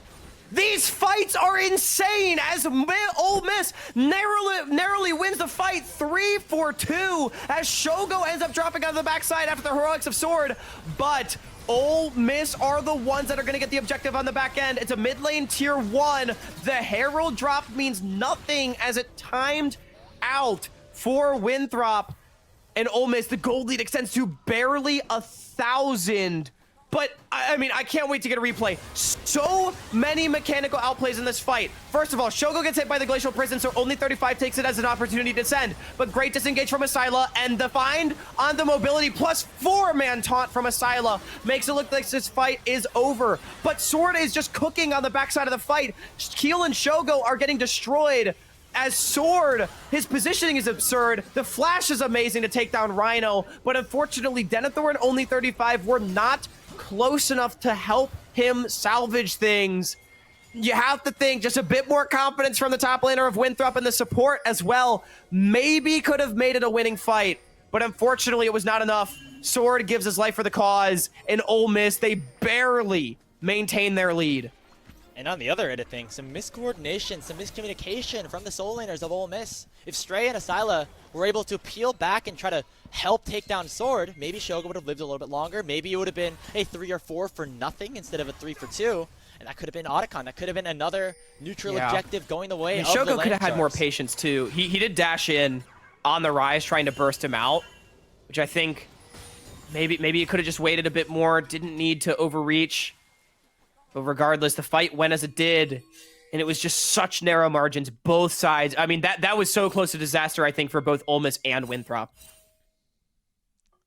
Yeah, it's getting intense right now, guys, and oh boy, Ole Miss won. I mean, imagine being Winthrop. They are trying everything to try to shut down the king of CLOL on the verge of reclaiming his throne, but it's so difficult to do so. You could see in that fight how much value Galio had, and here we go buffer again. on only 35's grand entrance. That's going to prevent Keel from taking much DPS. Already forward is Stray. He might have gone too far, though. The Needlework proc is going to keep the healing up. And Sword dies in the backline. A Realm Warp gone wrong as Ole Miss find the only kill so far in this extended skirmish and will be able to set themselves up for Soul Point. Wait, how did Sword get there? The fight looked fine for Winthrop as Stray was so deep into his backline, but just able to kite it out with the Ghost, and it ends up being Ole Miss picking up a Soul Point. Sword goes down. That's going to be the Dragon. Now, Winthrop need to find a response on the other side of the map. Asila going to be the target. Denethor still powerful on this got Rhino Jace. behind. Two full Rhino items, can get him out. but Asila with the phase rush TP, still TP. so tanky. Still going to live, and here comes It's a the rest disaster. of the re-engage. Stray is on the way, but he's a little bit far and a little bit overextended. Denethor finally will drop, and now Stray is here to try to close the gap, to try to put the finishing touches on this series. Keel lands a knockup on mobility, but he's able to flash on out. Still Here into comes barriers. Shogo. Doesn't have the Feather Storm, though, and Shogo has arrived. The culling is not available, but the damage is. Shogo finds mobility, and that could be the difference in this fight. Sword will go down next. Only 35 is dead to Rights. Ole Miss win the fight. They go 4-for-1 and head towards Otacon.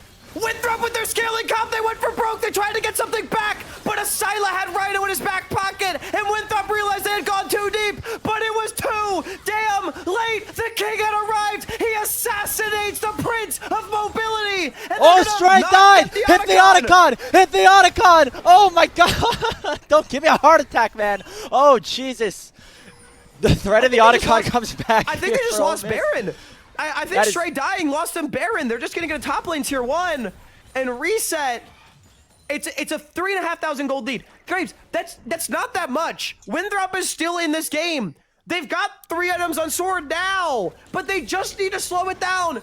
Pump the brakes for just 3.5 minutes. Let Mobility and Denethor catch up. Denethor completed that Muramana like 10 minutes ago. Like, they've just been fighting too much. Could that have been a Baron? Only time will tell, or only the gods of CLOL truly will know at this point. As a dash for the wall comes through from Keel. Denethor is under a lot of duress, but that means that the Baron is going to get started up by Winthrop University. Ole Miss are very out of position. Denethor's bought the team some time. A teleport comes in from Sila. He's going to want to join the fight, but in comes Denethor as well. It's going to be 5 members strong around the top side, and Keel's too far away. Baron going to get secured. It is the false lives available here for Ole Miss, and they're going to use them to full extent. Already Mobility out of this one. Sila flashes forward, Justice Punch not connecting, and the taunt will go a little bit wide as well. Shogo trying his hardest to close the gap. Winthrop in some trouble still. Wilson is down. 3 members of the Golden Eagles are on the run, but they do have the Baron buff in their hands. Baron for only 3. We'll see how much Miss can get. It's at least a tier 2 in top lane and mid. I think ultimately it's fine for both sides. Winthrop, they deny a major tool to accelerate the game. They just need to stave off this push. Keel's playing very aggressive. He knows that if he goes down, it's just a reset back to base. He still has his ultimate. Recall here. They still have that ulti, as you say. They're going right towards Sword. Hero's entrance is going to knock him up at just the perfect time. Seraph Shield going to save Sword for now, but the snip comes through, and Stray is now on top of the Gwen. Withdrawals now in fruition as Mobility has respawned, and Winthrop now can continue the chase. Knockup lands onto Asila. They will at least get the top lane in him. Asila heading back to base. And now Shogo and Reiner are on the run. Winthrop are going to hold the line. The series is not yet over, and they could look for even more on this play. They go towards Keel. The Eclipse Shield buying some time. We're at the point where the Otacon resets could be coming down soon, but not just yet. TP! Stray's teleporting forward. He still wants to try to continue the play. When Rhino opts to flash away, why not just give up the Otacon reset? And now it falls off. So Ole Miss, they don't actually lose anybody. It just becomes Sword going down, but Ole Miss, they got 3 towers and an inhibitor for +3 kills for the Baron. Winthrop, though, they hang on to the game without losing too much more in terms of a gold advantage. Only about 500 more is the difference that Winthrop gained, going up about 4K for Ole Miss. It's nothing too crazy. Dragon in 55. If we can look at the items one more time, I need to see, did they reach their spikes? Did Winthrop get there? I mean, it feels like it's coming soon, Hawk. And you look at the kill score and you think, man, they didn't get Winthrop there. are not in a good position, but the gold is starting to close in. And we have that Hex Denethor made it. Spawning in 30 seconds. Denethor's picked up his 3rd item. So has Sword. Mobility not there just yet. He's working towards that Grievous Wounds item. Grapes, I don't think the conditions are good. Denethor and Sword don't have flashes, and Mobility, the only one that does, he doesn't have his item spike. I don't think Winthrop has the tools to be able to fight for a Hextech Soul with their season up against the wall. Well, I mean, they have to fight. Hextech Soul is one of the strongest souls in the game. If they give that up, I mean, that give this over or lose.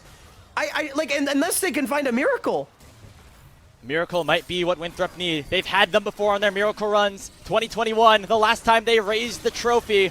Oh, just Will give it it happen Winthrop. here? It's not worth Do it. or die for Winthrop University in this game number 4. They've chunked Keel and Rhino out a decent amount. Wilson's at half HP here. Here comes the engage. Calling is big. Asila with another huge taunt, but Keel is down first with the trade of the junglers. Stray with the needlework staying alive, but he will fall. Winthrop now have the numbers advantage. Asila goes in for another taunt. Shogo is going to get a double. Shogo's looking for Mobility and Sword. He dashes forward, pops the Seraph Shield, and Mobility and Sword playing on a knife's edge right now. They need to dish out the DPS or else this game could end. There's another dash. There's another chunk. Asila's going to pick up Sword, and only Mobility stands in a 1v3. Shogo dashing forward, not able to find anything on a Mobility. He's going to still try to salvage his fight. No vision for him to work with. I think this one's just gone. Ole Miss is going to pick up the Hextech Soul, but critically, Winthrop does hang on to the game. It's not over till it's over. Mobility, he's thinking about some sort of steal, but there's just no chance. There's no jungler alive, no smite at their disposal. It is the University of Mississippi with a Hextech Soul with a 4,500 gold lead in the game-clinching situation as we take another look at this fight. I mean, you can see the scaling that's come through for Winthrop. into the dive. Yeah, it looks amazing for Ole Miss, but they just don't really have the stats. Winthrop is so tanky. Takes them that extra half second to go down, and the damage is starting to not really come through from this Galio, from this Lucian, and so Winthrop ultimately gets out of it in a 2-4-3. But Shogo weaving on every single rotation of cooldowns, just finding the damage onto the sword. That is the moment that tilts the fight fully in their favor. And again, I have to question the decision-making for Winthrop to fight on that timer. They end up losing the soul anyway, but it's a worse situation than it would have been had they chosen to just simply give it up. We've seen bigger comebacks in CLOL before. We've seen 10,000 gold leads be thrown even in this season, whether you go across the regional conferences, the partner conferences, and even in the championship itself. But right now, no comeback seems as difficult as the one Winthrop are facing right now. With a spot at the LAN on the line, they're down 4,000 gold. And Ole Miss are pushing in all 3 lanes. They have Inhibitor down to the top side. They have Baron spawning in 40 seconds, and they have full control over Summoner's Rift. It's going to be a miracle if Winthrop are able to force this Silver Scrapes at this point. But CLOL is a league made off of miracles. Winthrop, it was a miracle for them to take down Maryville in 2021, to deny the 3rd trophy that has eluded every single program in our great region. And now, maybe just a miracle again, but Shogo, he is the miracle maker. He is the one that ends games. Dashing forward, he has the confidence, playing on a knife's edge, goading, taunting Winthrop, knowing that he could put them away. And this guy has been the difference maker in so many runs in collegiate in the past. 2022, 2023, now maybe 2025. Shogo trying to Wilson. etch his name into the history books as here goes Stray with the needlework. Not going to be able to find too much of a trade right back. The Blade Caller will chunk Asila out a bit, but it's not nearly enough to stop Ole Miss from continuing their play. It's a lot of ultimates burned from Ole Miss. Answered, though, by Winthrop. The Hextech Soul doing so much work. Wilson really getting chunked out. He needs his Warmogs to kick in. I will say, Sejuani pretty good against the Hextech Soul with the slow resistance on the passive, but once that wears off, it really is a nuisance, and it becomes so much more difficult to kite away from the Land Sharks, who just continue to circle. Oh my goodness. Grapes, this game is just... We are waiting for that one more decisive fight. Remember, the last 2 came down to picks. Winthrop didn't even get that moment to try to salvage everything. Maybe they will this time with Baron getting started up off the reset.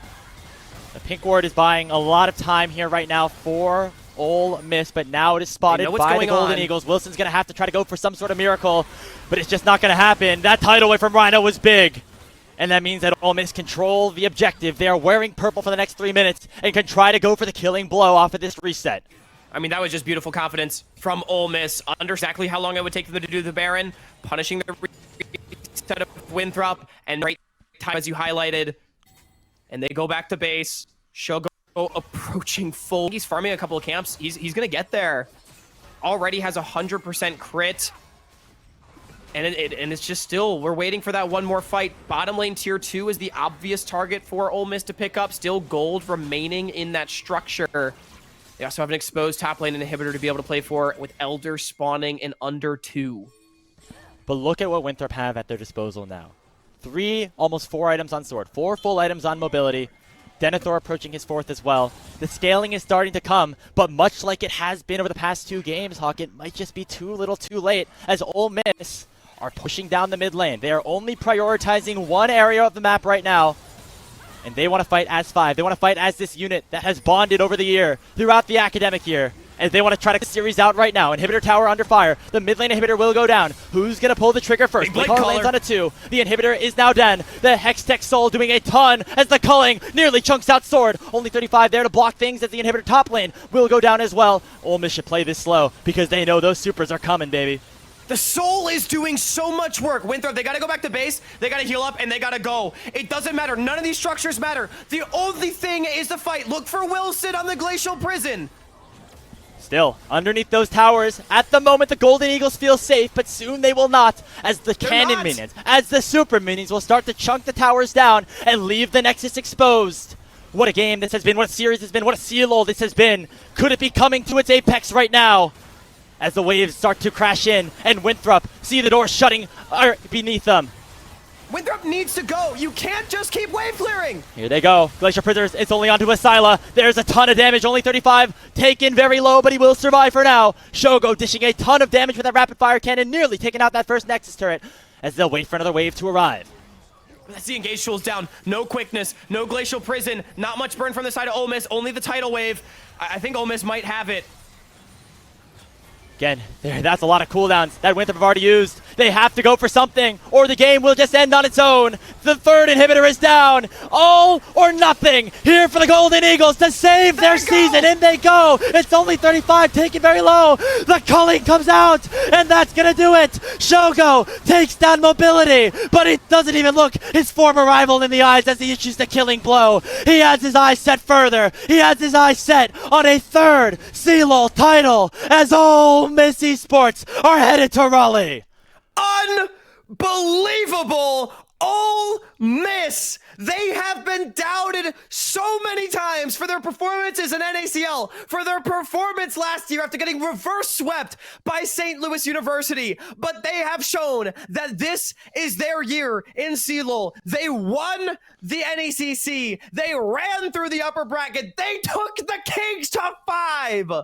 And now they have put their rival to rest one final time. Stand proud, Winthrop. You were strong. But unfortunately, Sakuna is the only one that sits on the throne. And now we're going to get that age-old matchup once again, a rematch of that upper finals in Raleigh. Shogo up against Maryville, one of them trying to reclaim their title as the pristine organization in collegiate history, the other trying to etch his name into just the almighty legacy that we have here in collegiate League of Legends. A third title, an unprecedented third title on 2 different teams, and potentially the title, most of all, of CLOL GOAT. Congratulations to Ole Miss. Those land sharks might be on the land for now, but they're going to be on an air flight very soon, as they'll be booking a ticket to Raleigh, North Carolina. And what a treat it's going to be to see them there, man. I mean, this team, they've been working so hard for it. And my heart goes out to Winthrop, falling short one more time. They were so close.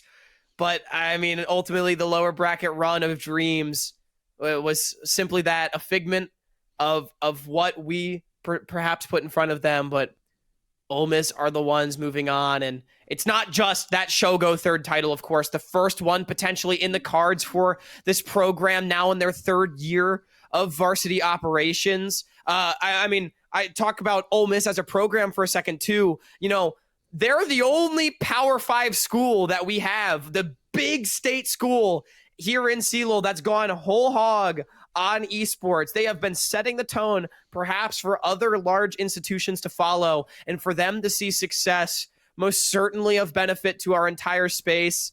And I mean, credit to them for believing in their director, Warhood, Coach Colomer as well behind the scenes, also Aloxio, assistant coach. Everyone at this program now has a chance to do what no one really thought they could do, win a CLOL trophy, and they're going to LAN. And what a precedent this sets for other colleges in the space as well. You mentioned that Ole Miss has a storied history in traditional sports. Obviously, 1960 college football national champions. They have won a bowl game this past calendar year, and now they're going to be going for CLOL and try to win that as well. I mean, what an awesome opportunity it is for this school, and I mean, everybody as a part of that program deserves this, but you know, we're giving them their flowers now, but they do not care a one bit about punching their ticket to LAN. They want that title, they want to take down Maryville, and they damn sure believe they can do it. Ole Miss is definitely a team that holds grudges, Grapes. I can tell you that much from having spoken to their players before. You know that Game 5 is still sitting in their minds from last night now that they have the chance to move on from this series. And, oh, they're going to want that back. And, I mean, hell, Grapes, if that series in Raleigh is half as exciting as the one we saw last night, we are in for an absolute show in just 3 weeks' time. I mean, it doesn't get better than this, man. CLOL at its absolute peak. What a tournament this has been, Hawk. I know that us together on the broadcast of this show specifically haven't got the most exciting series, but we definitely got a good not one exactly. at the end of this one. El Clasico ends with Ole Miss 12, Winthrop 10. I mean, it felt like a lot of the time, honestly, if we want to talk about it now, after the series has concluded. Winthrop pick up the games at the start. They win the regular season matchup in both the NECC and the NACL. But when you get to the playoffs, when you get to this moment, something clicks inside of Ole Miss. Something has clicked inside of Shogo, and that allowed them to both win the upper semis of NECC, the lower finals of NECC, and now the lower finals of CLOL Proper 2025. Yeah, I don't know if you can say that there's a team as clutch as Ole Miss in all of collegiate right now. They backs against the wall have always been an absolute force to be reckoned with. Shogo, with his back against the wall in particular, has always been one. But Grapes, we talked a lot about Shogo and his legacy, and make no mistake, a fantastic series from the possible collegiate GOAT. But we have an MVP for this series, and it is not the AD carry of Ole Miss University. It is the youngest player on this roster that stepped up when no one really expected him to, and it absolutely paid off in the biggest way. Asyla, take a bow for back-to-back games of Galio, Syndra, and Victor, where he was on an absolute tear containing the powerhouse of Sword and Wilson.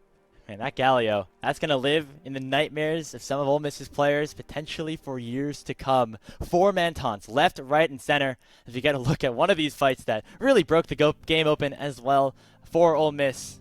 And again, the fact that other players outside of Shogo can deliver, can come up clutch in these big moments. You think of Stray having his 1v5 quadra kill, and of course Asyla having these massive moments, Keel finding these big engages, the Baron steals. This is an Ole Miss that is hungry. This is an Ole Miss that wants to win CLOL. You know, we talked about some of the inconsistencies that the roster has faced as 5, but I mean, no time like the present to suddenly come to form. Yeah, absolutely not. And I really want to reemphasize, Asyla was absolutely incredible. Even in their loss, I thought he was the best performing member of the team. And I mean, in all of their wins across the entire series, so brilliant. But Keel stepped up after a terrible game 1. Stray stepped up after a terrible game 1. And Shogo and Rhino did what they do best the entire time. 4 straight games of Nami. Might as well. Winthrop gave it to him. And speaking of that MVP, we have him ready for us. Everybody welcome to the stage, the mid laner for Ole Miss, Asyla. Asyla, welcome and congratulations for heading to the CLOL Grand Finals.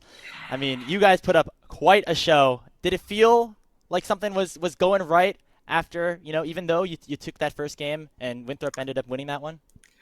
I think the first game was just a blunder. It wasn't even like a fluke or anything. It was just we had the draft we wanted, and we just couldn't connect the dots. We didn't play really well in lane, and yeah, the first game was just we threw it in the trash, and that's basically what it was. Yeah.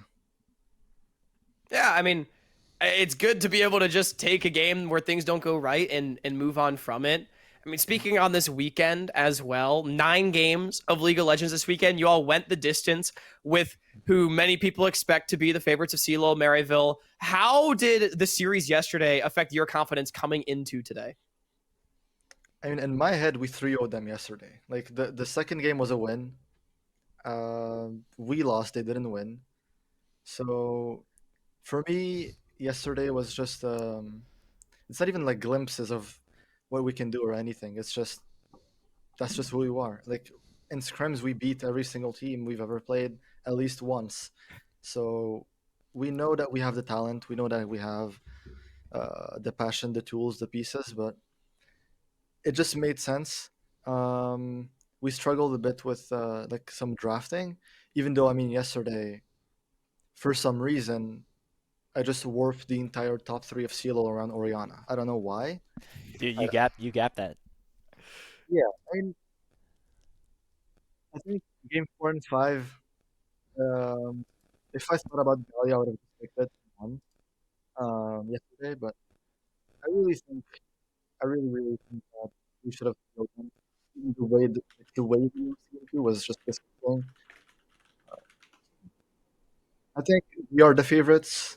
I want to jinx us. yeah, and I mean, keep banning Ori, keep B1ing it, whatever you guys want. I don't know. I don't know, all of a sudden I you've got a pick respect that it. people are maybe a little bit worried about, which is awesome to see Yeah. as you really have stepped up both, in the back half of the NECC and then going into this CLOL National Championship. I know that Yeah. at the start of the year you were brought in as a new player to fill that mid lane role. I remember seeing Yeah. pictures of you at HuFest, like watching Shogo play mid lane, kind of learning from the team. What's it been like growing as a player throughout this experience at Ole Miss, and kind of what are the biggest takeaways that you've learned from being a part of this team? I think even though they brought me as a like I was a rookie and stuff, they didn't bring me in just to fill the role and just farm and do nothing. They brought me in as a kind of shot caller, you can say. Like I'm really, really trying to be active in the comms and the way we call fights, the way we do this, the way we play map. Me and Keel try to link and do a lot of stuff together. Um, well, that sounded weird, but yeah, you I got know, what you mean. We got what you mean. Yeah. yeah, yeah. So Uh, I really the position that I'm in this team is I'm just extremely fortunate. First of all, to be surrounded by these people so early in my career. Because I mean, I don't know, I'm new to the scene, so being able to have veterans around me, and even though they're veterans, they still respect my voice, and they wouldn't respect me if I was just saying random stuff. Uh, so they respect my voice. I respect them, and I think communication was a big issue that we had, especially in ACL. Even though in CLOL we were just gapping everyone, I don't know why. The moment we get in an ACL, we just first like we just pick stuff we haven't picked in forever, and everyone is just all over the place. Whether it is me, whether it is everyone else. Um, but yeah, I mean, even in an ACL, you saw like even though we ended up seventh, like the games were a lot closer, and uh, even the game stage, the game stage that we had, like the early games, um, we were piloting a lot of hard comps really well until we just completely ent randomly, like for no reason. The enemy team doesn't do anything, and they're just like, "Oh, well, thank you for the game." I mean, and so in CLOL, we try to keep it together, and I think that is probably the best thing that we can do. We don't have to do any magic. We have Shogo Rhino bot. We have me, who's team fighting decently. We have Keel, who's gonna scream at us and direct us sometimes, and we have Roberto, who's gonna be like, "Hey guys, can I go in?" And everyone screams no, and then we just win the game, and that's just how it is. Every game is like that. So I'm unhappy that we lost yesterday because I feel like we were just a better team, like for the majority of the series, and we just shot ourselves in the foot, maybe not the feet because we're still here. Um, so yeah, I'm just happy. I'm happy the team trusted me with the Galio. We haven't played in the scrims in months. I was like, I feel it. I'm just pick me Galio. So yeah, there we go. I mean, hey, it looked pretty damn good. Asila, the Yeah, last question I have for you is now you and all your teammates and your coaches and everybody are going to get to go to the CLO final LAN in Raleigh, North yeah. Carolina. I mean, just tell me about how you're feeling. I mean, I'm excited. I don't think we're going there with the idea of, we did what we needed to do. This is like the biggest, uh, the best result Ole Miss has had in CLO history or some. I personally don't care. It's cool for them, you know. But I'm going in as I want to prove myself. I mean, I don't even know. I don't even think I need to prove anything to anyone. It's just for myself, you know. Um, I just need to play good, play controlled. I know that I can hold my own against any player on this server, and that's just the way it is. The way I mean, even you saw yesterday, game three, I think the both teams were just playing macro decently, and sometimes we just int and they int, and it ended up just um, coming down to micro. It came down to a random fight mid where we started a fight with someone getting caught and me being Zanyad. And at that point, I was like, well, I guess we lost, you know? And then I just shockwave the AD carry, and then we just win the game because Shogo is better, and that's just what it was. And it was really really fun. I mean, the comms were just me screaming, "I love you, Shogo." So yeah, it was fun. No, it was fun. It was fun. Everyone was like, "Yeah, good shockwave." I'm like, "Yeah, yeah, nice guys." It shouldn't have. It shouldn't be that close. I think that's my point. We still look to not make games closer than they should be. Even this last game we just played, it shouldn't have been even remotely close after the early game. They completely inted. Um, we just gave them things. I don't know. We're just generous people, I guess. So we just love giving, and we do a little bit of taking also. So there we go. There we go. Yeah, well, thank you so much, Asila, for sitting down and talking to us. We're looking forward to watching you next time you play in Raleigh, North Carolina, NC State with that rematch against Maryville. Before we let you go, any shout-outs that you want to give to the people before we close things out here on the CLOL stream? Shout out to my team. Shout out to John. He owes me a meal. He owes me a meal. Shout out to Colomer. Shout out to Rend, the Greek coach who came in and helped us for a bit at the end of NACL. Shout out to my entire team. Shout out to Mobility for egoing Desire. Shout out to everyone. Shout out to everyone. Shout out to Keel for screaming at me and making me better at the game. Yeah, I think everyone did good. We're happy. They're gonna celebrate in their own. I'm in Montreal, bro. Like, I'm just gonna go eat. I know, well, you get to join the squad now. It's going to be great. Yeah. In August, so it should be fun. I'm just gonna enjoy my day. It's Mother's Day. We're just gonna chill, and that's what it is. Yeah. Thank you for broadcasting us as well. Shout out to you guys. Oh, Doing a good thank you job. very much, Thank Asila. you. And thank you for the gameplay that we got to watch you display here in the lower bracket finals, and which is allowing Ole Miss to get their way back to Raleigh in the CLOL Grand Finals. So best of luck and congratulations once again on the win. We're going to wrap up the show here on our end for the conclusion of our coverage of the 2025 College League of Legends Championships, at least the online portion here on UniEsportsNA and with St. Clair College Hawk. It's been a really fun ride so far. Let's reminisce a bit by taking a look at the completed brackets now in both the upper and lower sides. I mean, this has been a really exciting tournament, a new format with the extended double elim down all the way to the bottom. It allowed for Winthrop to go on that lower bracket run that in previous years they would have been out very early and would have never seen a run like this to get them to top 3. I mean, Grapes, dare I say the greatest tournament that we've had here in Collegiate as more and more great teams continue to come. And while Maryville may stand alone through the upper bracket, Ole Miss incredibly competitive with them, as Asila did say, and in the lower bracket, things were just pandemonium from start to finish. So many amazing stories, so many great teams. I look at, teams like Minnesota, Weber, UHSP, Western, and Winthrop with their lower bracket run, all of them making incredible storylines that were a whole hell of a lot of fun for us to cover throughout. And now the road to Raleigh is complete. It goes through Oxford, Mississippi, or maybe Montreal, where a little bit of both, at right right? now. It's a really long road, and regardless, that road is finished. Ole Miss and Maryville, they're the ones to walk upon it, and they have a much anticipated date with one another on May 31st in Raleigh. And that's going to do it for our coverage here. The next time you'll see College League of Legends be played, it'll be at 10 a.m.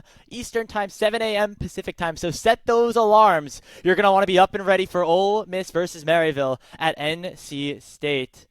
And what a fun opportunity that is going to be for these two programs. For Maryville to win their first title in 6 years, for Ole Miss to win their first in CLOL history, and for Shogo to earn his third title, to tie the record for the most championships in collegiate history. Before we go, a big shout out to everybody who has helped put on this show behind the scenes.